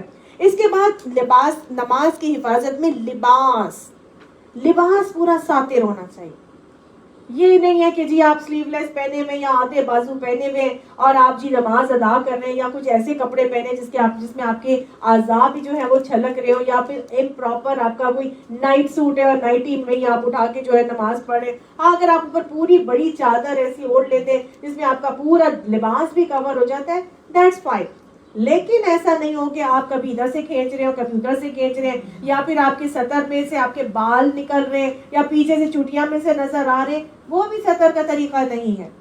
سمجھ آئی؟ تو پراپر سطر کے ساتھ آپ کا ساتر لباس ہونا چاہیے، بازو، جیوب، بال، یہ سب چیزیں جو ہے وہ ڈھکی ہوئی ہونی چاہیے۔ اسی طرح سے اگلی چیز آتی ہے، جب آپ نے نماز شروع کر دی تو اپنی نگاہوں کی حفاظت، نگاہیں اسی جگہ پر ہونی چاہیے جہاں پہ کہا گیا ہے۔ اسی طرح نگاہوں کے بعد آپ کے ہاتھ پاؤں جو ہیں ان کی حفاظت، یہ نہیں ہے کہ زبان کچھ کہہ رہی ہے، خیالات کہیں اور ہیں، بال ہاتھ جو ہے وہ کھجلی کر رہے ہیں یا اپنے دوپٹے کو پلو کو سمیٹ رہے ہیں، ایسا معاملہ نہیں ہو۔ ہاتھوں کی بھی حفاظت، اعضاء کی بھی حفاظت، خیالوں کی حفاظت، سوچوں کی بھی حفاظت۔ اگر کہیں خیال بھٹک کے دوسری طرف چلتا بھی ہے، واپس لے آئیے اور وہیں سے شروع کریں جہاں سے آپ کو ترجمے میں بلاوا آیا تھا، ٹھیک ہے نا، جہاں سے آپ کو لگتا ہے کہ اس وقت سے میری سوچیں دوبارہ سے پڑھ لیں، کوئی بات نہیں، اسی چیز کو دوبارہ یعنی کہ واپس پلٹا کے لائیں، پھر آپ کو شیطان کہیں لے جائے پھر واپس پلٹا کے لائیں، تو کیا کرنا ہے؟ دس از کنٹینیوس ایفرٹ۔ اور آپ کو میں نے پہلے بھی بتایا تھا، خشوع خضوع نماز میں اس لیے نہیں ہوتا کیونکہ دن بھر ہم نے کبھی اللہ کی استحضار کی کیفیت رکھی نہیں ہوتی۔ दिन भर हमने कभी जिक्र से अपनी जबानों को तर ही नहीं किया होता, दिन भर हमने कभी सोचा ही नहीं होता कि अल्लाह मुझे मेरा देख रहा है, तो कैसे हम ये नमाज के सामने खड़े होकर ये सोच लेंगे कि हम अल्लाह के आगे खड़े। अगर दिन भर में जबान जिक्र इलाही से तर होगी, दिन भर में हम वक्त ये ख्याल होगा कि मेरा अल्लाह मुझे देख रहा है, तो फिर खुशू खुशू पैदा होने में देर नहीं लगती। इधर नमाज शुरू करेंगे, उधर तर्जुमे की तरफ ध्यान आएगा, 1 सेकंड भी नहीं लगेगा खुशू खुशू होने में, आपको समझ में आ जाएगा कि आप किस हस्ती के आगे खड़े हुए हैं। अल्लाह ये कैफियत हम सबको पैदा करने की तौफीक अता फरमा दे। उसके बाद जब आप जब पढ़ रहे हैं अल्फाज में, अभी हमने देखा जबान तो जो कह रही है दिल में आना चाहिए कि हम क्या पढ़ रहे हैं, और फिर उनके आराब की हिफाजत, तजवीद की हिफाजत, गुन्ना की हिफाजत, ये तमाम चीज़ों में ये ध्यान रख के पढ़ना, और उसके साथ साथ मसनून तरीके की हिफाजत जो कि नबी सल्लल्लाहु अलैहि वसल्लम का तरीका था। सही, अपनी नमाज पढ़ने के बाद फिर किसकी हिफाजत है नमाजों की हिफाजत में? अपने मातहतों की नमाजों की हिफाजत, जो हमारे इर्द गिर्द आस पास हमारे मुलाजिम हैं, हमारी औलादें हैं, जो हमारे मातहत हैं, उनकी नमाजों की हिफाजत, क्योंकि आप सल्लल्लाहु अलैहि वसल्लम ने फरमाया कुल्लुकुम राइउ व कुल्लुकुम मसऊलुन अन रायतिही, तुम में से हर शख्स राई है और हर शख्स से उसकी रायत के बारे में मसूल यानी सवाल किया जाएगा। तो हमारी रियाया क्या है? हमारी औलाद, हमारे मुलाजिम, ये हमारी रियाया है। जब तक याद रखिएगा बाप घर में मौजूद है तो बाप उस जवाबदेह है तमाम लोगों की नमाजों के, क्योंकि वो रब्बल बैत है, घर का बड़ा वही है, निगरान वही है। लेकिन अगर मर्द घर का नहीं है मौजूद तो उसकी गैर मौजूदगी में रब्बतल बैत कौन होती है? औरत, माँ, वो होती है रब्बतल बैत, और उसकी रियाया है, उसकी औलाद, उसके मातहत, मुलाजिम सब उसकी रियाया है, और उसकी उनकी नमाजों के बारे में उससे ही पूछा जाएगा। वालिदैन खुद तो नमाज पढ़ने और औलाद को नमाज के लिए ना उठाएं तो ये उनसे प्यार का, मोहब्बत का अंदाज और तरीका नहीं है। जब तक जवान और बालिग औलाद नहीं होती तब तक वालिदैन पर जिम्मेदारी है कि वो अपनी औलाद को नमाज पढ़ाएंगे, लेकिन जब औलाद बालिग हो गई है तो वो अपने अमल की खुद जिम्मेदार है, फिर वालिदैन से नहीं पूछा जाएगा। लेकिन अगर वालिदैन की मेहनतों से औलाद नमाजी बन गई है तो फिर जब औलाद नमाज पढ़ेगी ना तो वो क्या बन जाएगी औलाद वालिदैन के लिए? सदका जारिया। वो औलाद की पढ़ी हुई नमाज से वालिदैन को अजर मिलेगा, समझ आई? लेकिन अगर वो नमाज नहीं पढ़ेगी तो वालिदैन को गुनाह नहीं मिलेगा। वो जब गुनाह मिलेगा जब वो बालिग नहीं थी। बालिग होने से पहले अगर नमाजें नहीं पढ़ी तो उसका गुनाह किस पर जाएगा? माँ बाप के ऊपर, क्योंकि 7 साल के बाद नमाज है ना, 7 साल से लेके बलूगत तो बाद में आती है। माँ बाप ने आदत डालनी है ना। तो ये तमाम चीजें क्या है? ये सब नमाज की हिफाजत ही के अंदर आता है। अब अगर नमाज पढ़ ली, नमाज की हिफाजत भी कर ली, नमाज दूसरों की भी हमने अपनी पढ़वा दी, लेकिन असल चीज तो नमाज ने जो सिखाया था उसकी हिफाजत करनी थी ना। नमाज क्या सिखाती है? इन्नस्सलाता तन्हा अनिल फ़हशाई वल मुनकर, बेशक नमाज फहश और मुनकरात से रोकती है। तो अगर कोई शख्स ये देखना चाहता है कि उसकी नमाज कबूल हुई है कि नहीं, तो वो देख ले कि वो फहश और मुनकर से कितना रुक रहा है ना। आप सल्लल्लाहु अलैहि वसल्लम ने बताया ना ये तरीका। तो क्या करना है? अपने आप को फहश और मुनकरात से रोकना है। जो तरबियत नमाज ने की थी उस तरबियत को जारी रखना है। नमाज ने झुकना सिखाया था, आजिज़ी सिखाई थी, तकब्बुर की नफी सिखाई थी, कितनी चीजें नमाज ने सिखाई था ना। डिसिप्लिन, ज़ब्त लिसान, ज़ब्त करना सिखाया था, है ना। तो नमाज ने इतनी तरबियत इंसान की है, और अगर नमाज के बाद भी वही सारे मामला चल रहे हैं तो समझ लीजिए کہ آپ نے نماز کی حفاظت نہیں کی. آپ صلی اللہ علیہ وسلم نے فرمایا جس شخص کی نماز نے اسے فحش اور منکر سے نہیں روکا اس کی نماز نہیں ہے. تو نماز کی حفاظت پھر اصل میں کیا ہے کہ جو تربیت نماز نے کی تھی اس کو نماز کے اس ایکسرسائز کے بعد وہ وعدے معاہدے جو اللہ سے ہم نے کیے تھے, وہ جو تربیت ہم نے حاصل کی تھی, اس کو نماز کے ٹائمز یا نماز کی اس ایکسرسائز کے بعد بھی جاری اور قائم رکھا جائے. اگر اس طرح سے کیا جائے تو ایک نماز کی پڑھی ہوئی کے بعد جب دوسری نماز پڑھی جائے گی تو جو درمیان میں اگر کچھ گناہ بھی ہو جائیں گے تو اللہ سبحانہ تعالیٰ وہ سارے گناہ معاف کر دینے کی خوشخبری سناتے ہیں. سبحان اللہ. اللہ میں ہم تو سلام پھیرتے ہی دوپٹہ اتارا اس سائڈ پہ مارا اور جا کے ٹی وی جلا کے بیٹھ گئے, جیسے پتہ نہیں کیا مار کے اپنے اوپر سے کوئی بوجھ اتار کے آ کے ہم بیٹھ گئے. تو اللہ سبحانہ تعالیٰ ہمیں صحیح معنوں میں نماز کی حفاظت کرنے کی توفیق عطا فرمائے. تو اب جو نماز جو قرآن کو مانیں گے اور آخرت پر یا مانیں گے پھر ان کا رویہ کیا ہوگا. دوبارہ پڑھتی ہوں والذین یؤمنون بالآخرۃ یؤمنون بہ, وہی پھر اس پر ایمان لائیں گے وہم علی صلاتہم یحافظون, اور پھر ان کا رویہ یہ ہوگا کہ وہ اپنی نمازوں کی حفاظت کرنے والے ہوں گے. اللہ ہمیں ان خوش نصیبوں میں شامل فرمائے. اللہ ہماری اولادوں کو بھی نمازوں کی حفاظت کی توفیق نصیب فرمائے. اللہ ہماری ذریت میں قرآن کی وراثت لکھ دے. وَمَنْ أَظْلَمُ مِمَّنِ افْتَرَىٰ عَلَى اللَّهِ كَذِبًا, اور اس شخص سے زیادہ بڑا ظالم کون ہوگا جس نے اللہ پر جھوٹ گھڑا. او قالا, یا یہ کہا اوحی الیہ, مجھے میری طرف وحی کیا گیا ہے, ولم یوحی الیہ شیء, حالانکہ اس کے اوپر کچھ بھی اس کی طرف وحی نہیں کیا گیا. ومن قالا, اور جو کہتا ہے سأنزل مثل ما انزل اللہ, مجھے بھی وہی نازل کیا گیا ہے جو اللہ نے اتارا ہے. یعنی یہ کس کے لیے بات کی جا رہی ہے؟ جھوٹے داعیان نبوت کی بات کی جا رہی ہے کہ وہ شخص اس شخص سے بڑھ کر ظالم کون ہوگا جو یہ کہے کہ مجھ پر بھی وحی آئی ہے حالانکہ اس کے اوپر کوئی وحی نازل نہیں ہوئی, یا جو اللہ کی چیز کے نازل کردہ چیز کے مقابلے میں یہ کہے کہ میں بھی ایسی چیز نازل کر کے دکھا سکتا ہوں. تو جھوٹے داعیان نبوت 30 جو ہے نا وہ دجال دوسرے جھوٹے داعیان نبوت آئیں گے.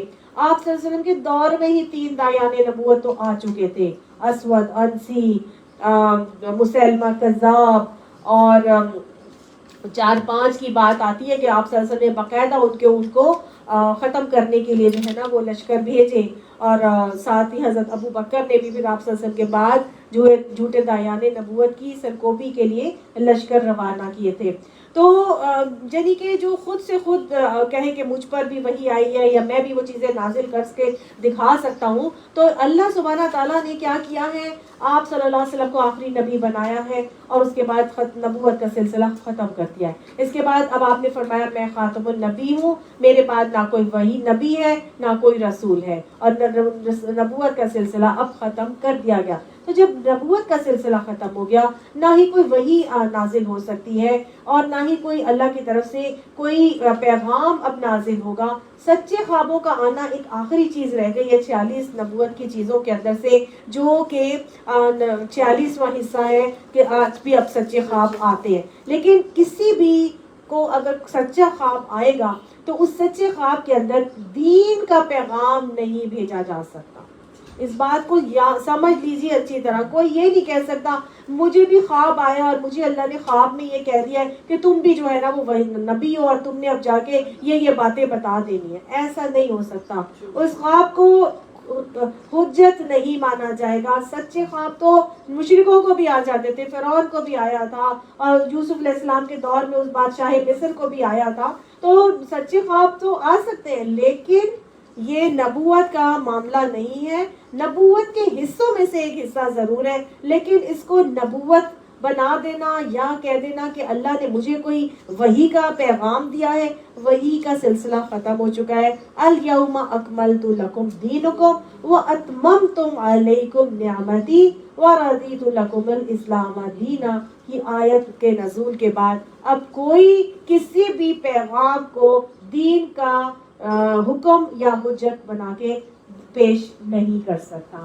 سمجھ آ گئی؟ اگر کوئی کرتا ہے تو سمجھ لیجئے کہ اس کا انجام آگے دکھایا جا رہا ہے. پہلے تو اللہ نے کہا اس سے بڑا ظالم کون ہوگا جو اللہ پر جھوٹ گھڑے، یعنی یہ جھوٹ ہوگا اللہ کے پر گھڑنا کہ جی میرے اوپر بھی کچھ نازل کر دیا گیا ہے. اب ایسے جھوٹے لوگوں کے لیے معاملات کیا ہوں گے؟ وَلَوْ تَرَىٰ إِذِ الظَّالِمُونَ، اور کاش کہ تم دیکھو کہ جب ظالم، یہ کون سے ظالم ہیں؟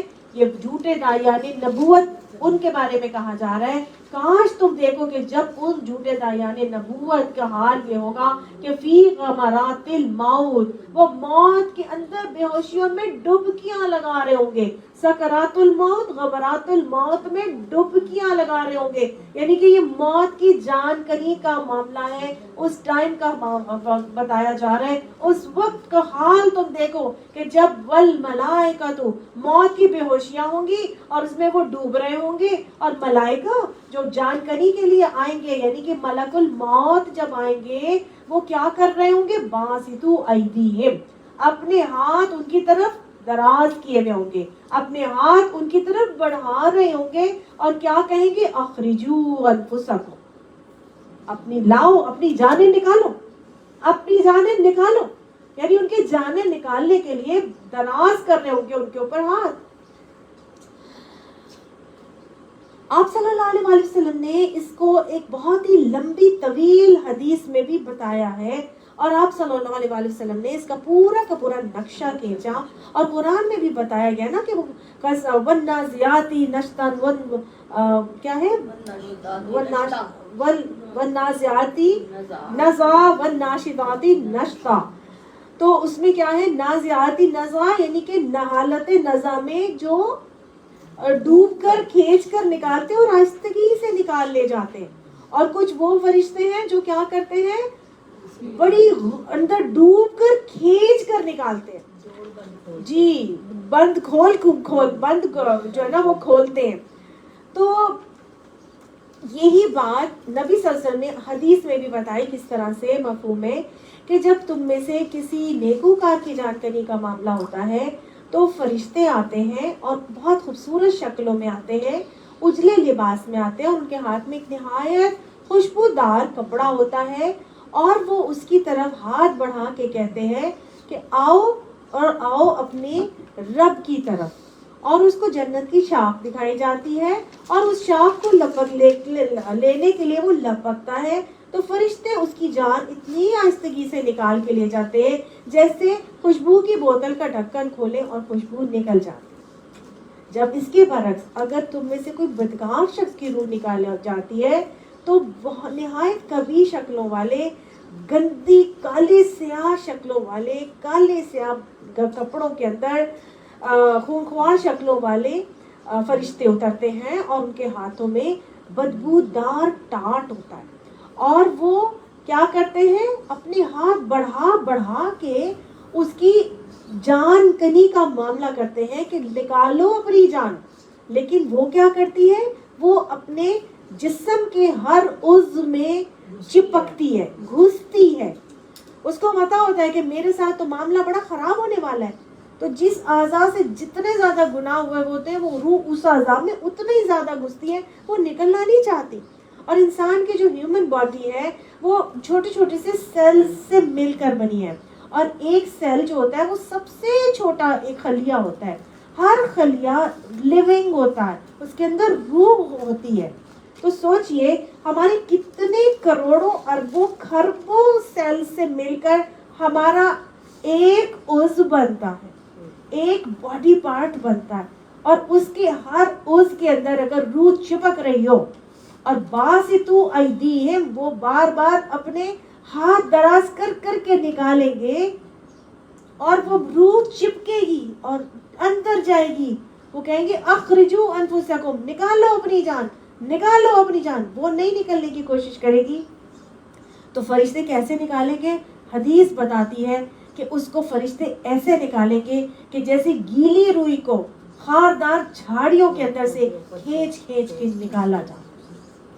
آپ صلی اللہ علیہ وآلہ وسلم نے ہمیں یہ تشبیہ دے دی، گیلی روئی کو خاردار جھاڑی میں سے کھینچ کھینچ کے نکالا جاتا.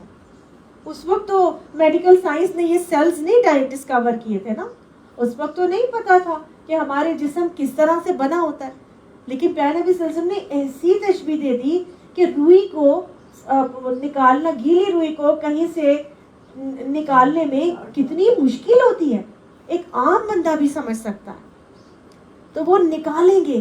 کس کی روح کا جانکاری کا معاملہ ہو رہا ہے؟ یہ جھوٹے داعیان نبوت، یا جو یہ کہیں ہم میں ہمارے آج دیکھ لیجیے ہمارے اندر جو قادیانیت کا فتنہ ہے، یہ جو مرزئی ہے، یہ انہوں نے یہ جو کیا نام ہے اس کا، احمد رضا غلام محمد، ہاں جی، اس نے کیا بولا ہے؟ ہاں جی، اس نے جو قادیانیوں، اس نے اپنے آپ کو کیا بولا ہے؟ نبی. پھر سلمان رشدی آیا تھا، اس نے اپنے آپ کو کیا بولا تھا؟ نبی. تو اس طرح مختلف جھوٹے داعیان نبوت آتے رہیں گے. ان سب کے بارے میں بتایا جا رہا ہے ان کا. اور اگر آج بھی کوئی آ کے یہ بول دے کہ جی مجھے یہ وحی آئی ہے اور مجھے یہ خواب میں آیا ہے اور مجھے یہ کہا گیا ہے کہ ایسے کرو اور ایسے کرو، حالانکہ اللہ سبحانہ تعالیٰ نے وہ حکم پورے کا پورا دین مکمل کر کے بھیج دیا تھا، اگر خواب میں کوئی چیز بتائی جا رہی ہے تو وہ آپ کے لیے تو ہو سکتی ہے، اس کو امت کا حصہ نہیں بنایا جائے گا، اس کو دین کا حکم نہیں بنا کے تسلیم کیا جائے گا. ٹھیک ہے، تو یہی بات بتائی جا رہی ہے. اگر کوئی ایسے کرتا ہے تو وہ بہت بڑا ظالم ہے، اور ان ظالموں کا حال یہ ہوگا کہ ان کے جانکاری کے معاملات میں ایسے ہو رہا ہوگا، الیوم تجزون عذاب الہون، آج کے دن تم دیے جاؤ گے، یعنی کہ آج تمہیں ان باتوں کی پاداش میں ذلت کا عذاب دیا جائے گا. کون سی باتوں میں؟ بما کنتم تقولون علی اللہ غیر الحق، کہ تم اللہ کے اوپر غیر حق باتیں کیا کرتے تھے. وَكُنْتُمْ عَنْ آیَاتِهِ تَسْتَكْبِرُونَ، اور تم اس کی آیات سے تکبر کرتے تھے، تم اس کی آیات کو مانتے ہی نہیں تھے. تم نے تو اپنا ہی کوئی اپنا انداز اور طریقہ بنا لیا تھا، تم نے اپنا ہی کوئی دین بنا کے بیٹھ گئے تھے، تم اپنے آپ کو ہی نبی تصور کر کے بیٹھ گئے تھے، تم نے اپنے آپ کو ہی جو ہے وہ دین کا ٹھیکیدار بنا لیا تھا. تم تو وہ اتنے بڑے تکبر کا رویہ اختیار کر کے چل رہے تھے، تو تم بچ جاؤ گے. تم اللہ کے، ابھی جب جانکاری کا معاملہ ہوگا وہ تو یہ ہوگا، لیکن جب اللہ کے حضور پہنچو گے پھر تمہارا کیا حال ہوگا؟ جانکاری کے جو آپ نے پہلے بتائی ہے جی میں، یہ جھوٹے داعیان نبوت کے لیے کہ باقی تو باقی بدکاروں کے لیے بھی ایسا ہی ہوتا ہے. جیسے کہ میں نے آپ کو بتا دیا جو بدکار ہوں گے وہ تو حدیث کا میں نے آپ کو پروف دے دیا نا، لیکن یہاں خاص طور سے جو ذکر ہے یہ جھوٹے داعیان نبوت کے لیے ہو رہا ہے، اور ان کے لیے جو اللہ کے احکامات کو اپنی طرف سے بنا کے پیش کر دیتے ہیں. اللہ نے وہ حکم نہیں دیا اور اپنی طرف سے جو ہے وہ ظلم کا معاملہ ہے نا، تو اللہ تعالیٰ شرک کی بخشش نہیں کریں گے، کبھی بھی شرک کا بخشش نہیں ہوگا. وہ انسان جب اپنے نفس کو خدا بنا کے چل رہا ہے، یہ بھی تو شرک کا ہی معاملہ ہو رہا ہے نا. اللہ تعالیٰ ایسے لوگوں کے لیے معاملہ کی آسانی نہیں کریں گے، بلکہ بڑے سخت رویہ ہے. یہی تو انذار کی باتیں جو اللہ تعالیٰ ہمیں بتاتے ہیں تاکہ ہم اپنے رویوں کو سیدھا رکھیں، تاکہ دوسروں کو بھی یہ رویے اپنانے سے گریز کرنے کے لیے ہم جو ہے وہ ہم بتانے والے بنے. اللہ تعالیٰ فرماتے ہیں وہاں سے دنیا ہی سے سارا معاملات تمہارا اثر نہیں ہوگا، میرے پاس بھی تم سب نے آنا ہی آنا ہے. اللہ کے حضور ہم سب پیش کیے جائیں گے کہ نہیں پیش کیے جائیں گے؟ تو اللہ تعالیٰ فرماتے ہیں وَلَقَدْ جِئْتُمُونَا فَرَادًا، اور البتہ یقیناً لو اب تم ویسے ہی تن تنہا ہمارے سامنے آ گئے، کما خلقناکم اول مرۃ، جیسے ہم نے تمہیں پہلی مرتبہ پیدا کیا تھا.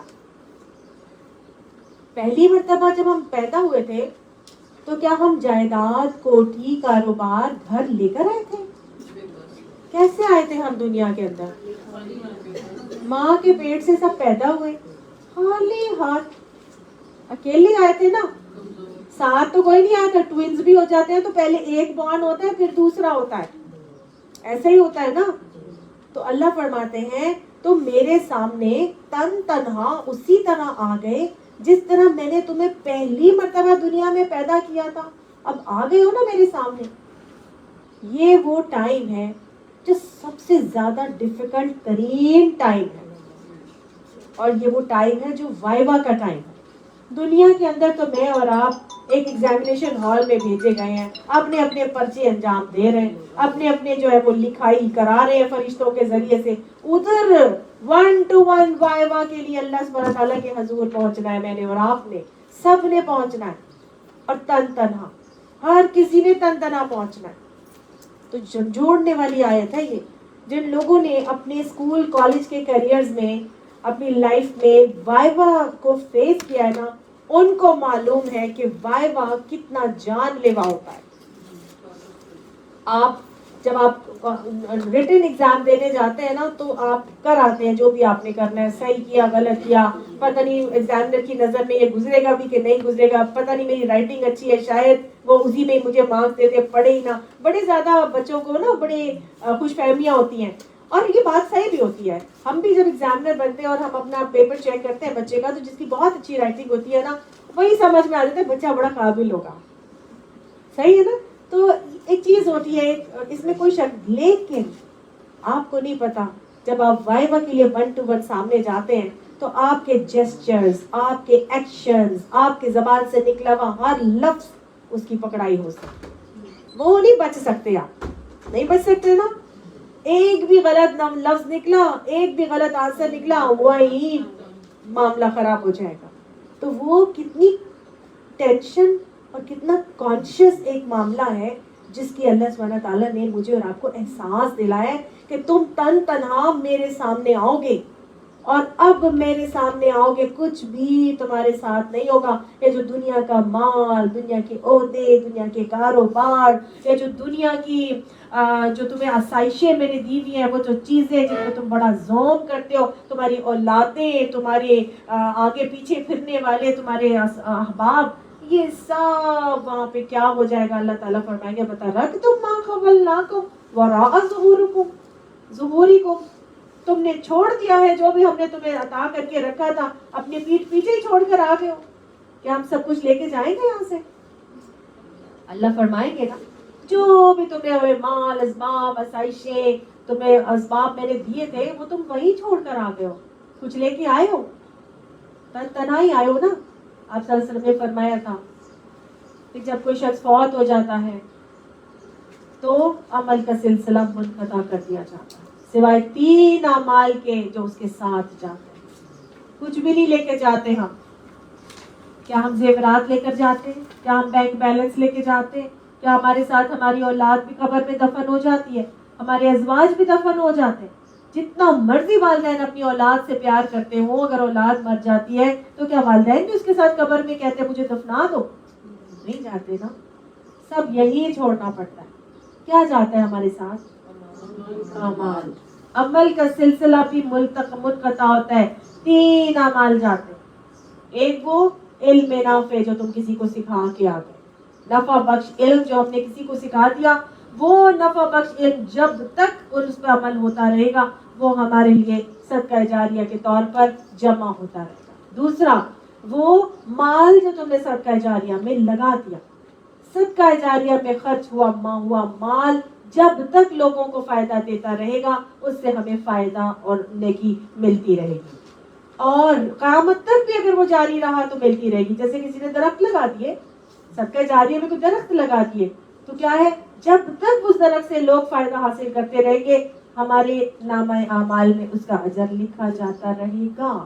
کوئی کنواں کھدوا دیا, کوئی گھر بنوا دیا, کوئی مسجد بنوا دی, کوئی اسپتال بنوا دیا, کوئی بھی اچھا کام کروا دیا, کسی کو قرآن پڑھا دیا, کسی کو سکھا دیا, کسی کو نماز سکھا دی, کسی کو کوئی اچھا علم سکھا دیا, عمل سکھا دیا, یہ سب کیا ہے؟ یہ صدقہ جاریہ, علم نافع ہے. مال جو صدقہ جاریہ میں لگا دیا, اور پھر وہ تمہاری نیک اولاد تو آپ کے اندر سے پیدا ہوئی نا, آپ بچپن سے اس کے ساتھ اس کو سکھاتے آ رہے ہیں, اس کی نس نس میں آپ کی سرائیت کر گئی ہیں تمام چیزیں. تو وہ نیک اولاد اگر آپ کی نکل آئی تو وہ تمہارے لیے صدقہ جاریہ بن گئی, جو تمہارے لیے بخشش کی دعائیں کرتی ہے.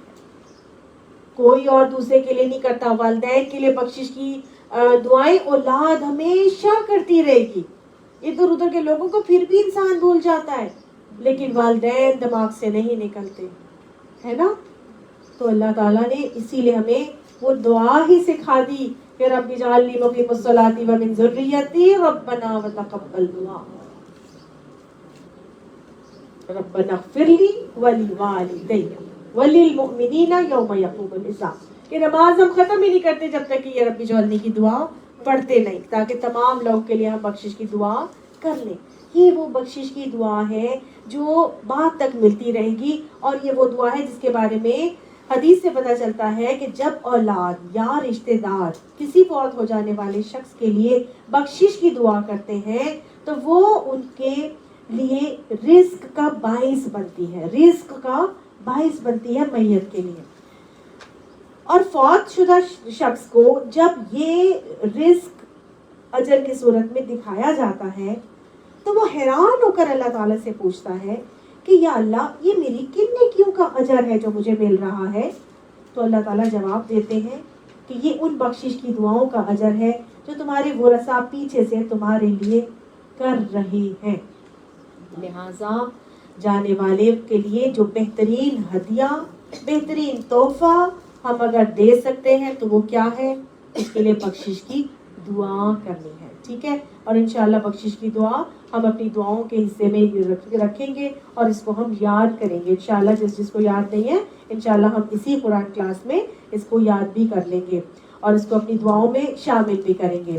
तो ज़रूर दुआ करनी चाहिए। तो अल्लाह ताला फरमाते हैं कि आज के दिन तुम तन तन्हा मेरे सामने आ गए हो, सारी चीज़ें जो मैंने तुम्हें दी थी उनको तुम अपने पीछे छोड़कर आ गए हो, और वो जो तुम जिनके ऊपर तुम्हें बड़ा ज़ौम था ना, तुम्हारे हिमायती हैं, तुम्हारे मददगार हैं, तुम्हारे माल है, औलाद है, जिन जिन चीज़ों के साथ भी तुम्हारा ये बड़ा तुम उनके ऊपर ज़ौम कर रखते थे या तुमने उनको अपना खुदा बना के रखा हुआ था, वमा नरा मआकुम शुफाउकुम, हम तो तुम्हारे साथ तुम्हारे शाफी भी नहीं देखते। अल्लज़ीना ज़अमतुम, के जिनके बारे में तुम्हें ज़ौम था, अन्नहुकुम फीकुम शुरकाउ, तुम्हें ये ज़ौम था कि जिनके मुतालिक तुम ये समझते थे कि तुम्हारे दुनिया के काम बनाने में उनका भी कुछ हिस्सा है।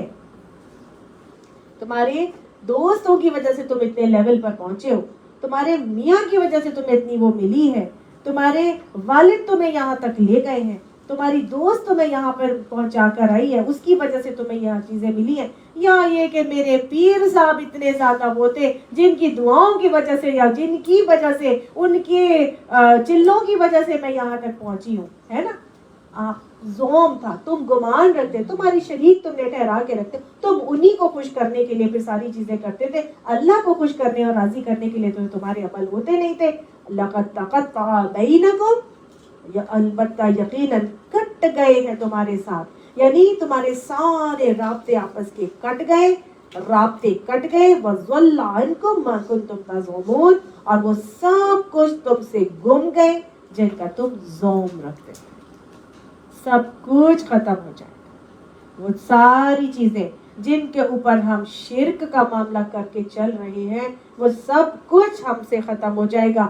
जब अल्लाह के हजूर हम पहुंचेंगे, अल्लाह ताला कहेंगे अकेले आए हो, सब कुछ छोड़ कर आ गए, तुम्हारे साथ तो मैं तुम्हारी शफाअत करने वाले वो शरीक भी नहीं देखता जिनके ऊपर तुम बड़ा गुमान करके रखते थे कि हाँ जी हमारे दुनिया बनाने में तो इनका बड़ा हिस्सा है, इनकी वजह से हम ऊपर पहुंचे। मैं किसी को जानती हूँ, आगे से कहते थे वो पीर साहब की वजह से जो है ना वो मेरी बेटी आज जो है ना उसको भाग लगे हुए, वो उनकी वजह से आज मेरी बेटी का बड़ी अच्छी जगह पे रिश्ता हुआ है। अल्लाह कहाँ चला जाता है? ज़ौम किसके ऊपर है? अल्लाह पे तो था ज़ौम ही नहीं। किस पे ज़ौम था? पीर साहब के ऊपर। और फिर पीर साहब के ऊपर इतना ज़ौम कि उनको खुश करने के लिए ना नमाजों को देखना, ना महरम को देखना, ना किसी और चीज़ का ख्याल, बस पीर साहब मेरे खुश हो जाएं। सारा के सारा ज़कात भी है तो पीर साहब के आस्थाने को सही करने के लिए और वहाँ पे लंगर को खिलाने के लिए सारी ज़कातें वहीं पर जा रही हैं। ये इंसान का रवैया नहीं तो और क्या है? अल्लाह फरमाए कि सब कुछ तुमसे गुम हो गया। याद रखिएगा अल्लाह सुब्हानहू तआला के हुजूर जब हम तन तना जाएंगे, कोई इब्ने आदम आप सल्लल्लाहु अलैहि वसल्लम ने फरमाया था अपनी जगह से हिल नहीं सकेगा जब तक कि 5 बातों का जवाब नहीं दे देगा। 5 باتوں کا جواب، 5 سوال ہر کسی کے ساتھ ہونے، ہر کسی نے وہ جواب دینے ہی دینے، اس کے بغیر ہم ہل نہیں سکیں گے۔ اللہ کے سامنے تن تنا 1 to 1 ہم حاضر ہیں، وائوا ہو رہا ہے، اس وائوا کے اندر 5 باتیں، 5 باتوں کا جواب۔ عمر کس حال میں گزار کے آئے، ایمان کی حالت میں کہ کفر کی حالت میں؟ کس حال میں عمر گزار کے آئے، کس پر ایمان تھا؟ پھر اگر اللہ پر ایمان تھا، انسان کہے گا اللہ تجھ پر ایمان لایا تھا، تجھ پر یقین رکھتا تھا، آخرت پر یقین رکھتا تھا، اللہ ایمان کی حالت میں۔ پھر اللہ سبحانہ تعالیٰ فرمائے کہ جوانی کن کاموں میں گزاری، جوانی کن کاموں میں گزار کر آئے، کیسے گزار کر آئے؟ آج جوانوں کا حال دیکھ لیجئے، ہماری یوتھ کا حال دیکھ لیجئے، فون میں لگی ہوئی ہے، موبائل، ٹک ٹاکنگ سے ہی نہیں نکلتی، جو جتنا لچا اتنا ہی اچا۔ وہ ہر کسی نے یوٹیوب پہ اپنے چینلز بنائے ہوئے ہیں، وہ اپنے فیس بکنگ ہو رہی ہے، وہ اپنے پیجز بنائے ہوئے ہیں، وہ نہ دین کا پتہ نہ دنیا کا پتہ، پیسے کمانے کی لت ہے، کوئی کنٹینٹ نہیں ہے، کوئی سکھانے کا معاملہ نہیں ہے کہ کوئی اچھی بات کر دے، سب سے زیادہ فضولیات، اور ہم بھی وہی فضولیات دیکھتے ہیں۔ لوگ بناتے ہی اس لیے کہ لوگ دیکھتے ہی وہ چیزیں، اچھی چیز بنا لے اس پہ کچھ آتے ہی نہیں۔ ہمارے لیکچرز کو دیکھ لیجئے، چند لیکچرز آئیں گے، بس وہی اتنے ہی لوگوں نے سننے ہیں، کوئی نہیں اچھی بات سننے کے لیے کسی کے لیے تیار ہوتا۔ لیکن یہ یوٹیوب والے جو پیسہ بھر کے دیے جا رہے ہیں، اور وہ ٹک ٹاکنگ ہوئی جا رہی ہے، وہ گاؤں والے لوگ بھی وہ کام کر رہے ہیں، وہ میاں بیوی اپنے بیڈ روم کی باتیں تک شیئر کر رہے ہیں، وہ پریگنینسیز شیئر ہو رہی ہیں، وہ کیا کیا چیزیں، بچے پیسے پیدا ہو رہے ہیں، او ٹی میں کیا ہو رہا ہے، کیا مطلب کتنا گند ہے، اور اس پہ ان کی لائکس آ رہے ہیں، ان کی فالوئنگ بڑھی ہوئی ہے، ان کے سبسکرائبر زیادہ ہے، مال آ رہا ہے۔ ان پہ ہم زوم رکھتے ہیں کہ نہیں رکھتے؟ جوانی کن کاموں میں گزار کے آئے؟ آپ کے سامنے ثنا یوسف، جو آج سب کو پتہ ہے اس کا معاملہ، کتنی ینگ بچی کن کاموں میں لگ گئی، کن کاموں میں جوانی گزار کے آگے؟ اللہ نے پوچھنا ہے میرے آپ سے، سب سے اللہ کو جوانی کی عبادت سب سے زیادہ پسند ہے۔ اللہ ہمارے بچوں کو بھی جوانی میں اپنا بنا لے، اللہ جوانی ضائع ہونے سے ان کی بچا لے، اللہ ہمارے بچوں کی نگاہوں کی، شرمگاہوں کی، ان کو حفاظت کرنے کی توفیق عطا فرما۔ یہ جوانی کی عبادت ہی اللہ کو پسند ہے۔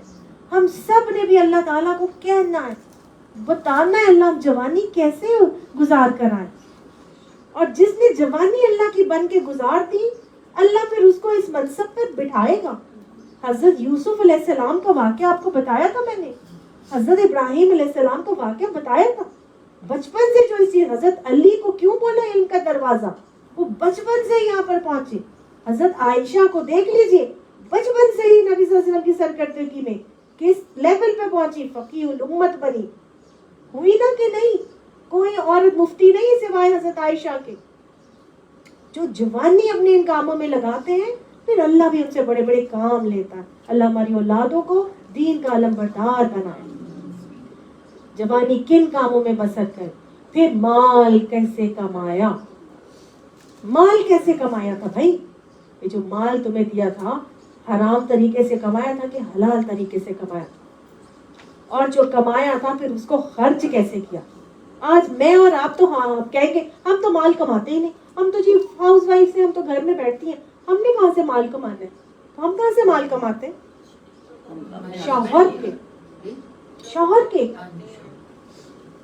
شوہر کے مالوں کو کیسے کموایا تھا، خرچ کہاں کروایا تھا؟ یہ تو نہیں کہ شوہر کو اس چیز پر لگا دیا تھا، مجھے نہیں پتا، مجھے یہ چاہیے ہی چاہیے، چاہے ڈاکہ ڈالو، چاہے حرام سے کماؤ، چاہے رشوت لو، مجھے یہ چیز چاہیے ہی چاہیے، میری ناک کٹ جائے گی، میں دیورانی کے آگے جو ہے وہ نیچی ہو جاؤں گی، میں فلاں نند سے میں نے اوپر ہونا ہے، جو بھی میری دوست سے اس کے پاس یہ آ گیا، مجھے بھی یہ چیز چاہیے، جیسے بائی ہکس اور کروز جیسے بھی لاؤ، یہ چیز مجھے چاہیے ہی چاہیے۔ اور پھر مال خرچ کہاں کیا؟ اللہ نے یہ بھی پوچھنا ہے۔ خرچ کرنے کے معاملے میں تو میں اور آپ زیادہ جواب دے لگتے ہیں، کہ ماں میاں کما کے لا رہے ہیں اور ہم آن لائن شاپنگ کر کے اجاڑ رہے ہیں. میاں کما کے لا رہے ہیں اور ہم مہنگی سے مہنگی چیزیں لے کر نہ ادھر دیکھ رہے نہ ادھر دیکھ رہے. اپنے دل کی تسکین کرنی ہے. مال خرچ کہاں کیا تھا اللہ نے پوچھنا ہے. یہ آنکھیں تمہیں دی تھی کہ ارد گرد نظر دوڑاؤ, ضرورت مند کہاں ہے ان کو جا کے ان کی ضرورتیں پوری کرو. یہ کان تمہیں دیے تھے ضرورت مند کی پکار کو سنو, جا کے اس مال کو اس کو دے کے آ جو تمہیں تمہاری ضرورت سے زیادہ دے دیا ہے. وہ تمہارا تو تھا ہی نہیں, وہ تو اس کو پہنچانا تھا. مال خرچ کہاں کیا؟ اور پھر جو علم تمہارے پاس تھا, 5واں سوال یہ ہے, علم جو تمہارے پاس آیا تھا اس پر عمل کہاں تک کیا؟ علم پر عمل کہاں تک کیا؟ اللہ سبحانہ تعالیٰ قرآن کا عالم بھی بنائے اور قرآن کا عامل بھی بنائے. اللہ ہر بات جو ہم اپنی زبان سے نکالیں, اللہ اس کو پہلے ہمارے علم میں ڈالنے کی ہمیں توفیق عطا کرنا. ہم ان لوگوں میں شامل نہ ہو جائیں جن کے لیے اللہ نے فرمایا لما تقولون ما لا تفعلون, تم وہ باتیں کیوں کہتے ہو جو تم کرتے نہیں. یاد رکھیے گا قرآن سے پتہ چلتا ہے کہ لوگ جنت والے جہنم کے اندر ایک شخص کو دیکھیں گے جو اپنی آنتیں گھسیٹ رہا ہوگا اور اس کو اس کے قیافے سے پہچان لیں گے, یعنی اس کی شکل سے پہچان کے اس کو کہیں گے کہ تم جو ہے وہ تم تو ہمیں اچھی باتیں بتایا کرتے تھے, تم جہنم میں کیسے آ گئے؟ تو آگے سے کیا کہے گا, میں تمہیں تو بتا دیتا تھا لیکن میں خود اس پر عمل نہیں کرتا. اللہم لا تجعلنا من, اللہ ہمیں ہر وہ بات جو ہم عمل کرتے ہوں وہی بات ہماری زبانوں سے نکالنے کی توفیق عطا فرما. اور اللہ سبحانہ تعالیٰ ہمارے لیے بہترین صدقہ جاریہ بنانے کی بھی ہمیں توفیق عطا فرما. اللہ جب ہم آپ سے ملیں تو اس حال میں ہو کہ آپ ہم سے راضی ہوں اور ہم اپنے انجام سے خوش ہوں. اللہ اس دن کی رسوائیوں سے ہم سب کو محفوظ فرما لینا. اللہ اس دن ہمیں رسوا نہ کرنا بلکہ عزت عطا فرما دینا. اللہ اس قرآن کو مرتے دم تک اپنے سینے کی بہار, اپنے دل کا نور, اپنے آنکھوں کا سرور اور دل کا سرور بنانے کی توفیق نصیب فرما. اور اس قرآن کو ہمارے لیے قبر میں ہمارا ساتھی بنا کے آخرت میں اس کو ہمارے لیے شافی بنا دینا. سبحانک اللہم و بحمدک نشہد ان لا الہ الا انت نستغفرک و نتوب الیک. سبحان ربک رب العزت عما یصفون وسلام علی المرسلین والحمد للہ رب العالمین. ربنا لا تزغ قلوبنا بعد إذ هديتنا وهب لنا من لدنك رحمة إنك أنت الوهاب. اللهم انفعني بما علمتني وعلمني ما ينفعني وزدني علما. اللهم أرنا الحق حقا وارزقنا اتباعه وأرنا الباطل باطلا وارزقنا اجتنابه. اللهم أيد الإسلام والمسلمين. اللهم أعز الإسلام والمسلمين. اللهم اغفر لنا وللمؤمنين والمؤمنات والمسلمين والمسلمات وألف بين قلوبهم وأصلح ذات بينهم وانصرهم على عدوك وعدوهم. اللهم لعن الكفرة الذين يصدون عن سبيلك ويكذبون رسلك ويقاتلون أولياءك. اللهم خالف بين كلمتهم وزلزل أقدامهم ودمر ديارهم وشدد شمائلهم وأنزل بهم بأسك الذي لا تردوه عن القوم المجرمين. ربنا هب لنا من أزواجنا وذرياتنا قرة أعين واجعلنا للمتقين إماما. ربنا تقبل منا إنك أنت السميع العليم وتب علينا إنك أنت التواب الرحيم. وصلى الله تعالى على خير خلق محمد وآله وصحبه أجمعين برحمتك يا أرحم الراحمين. آمين ثم آمين.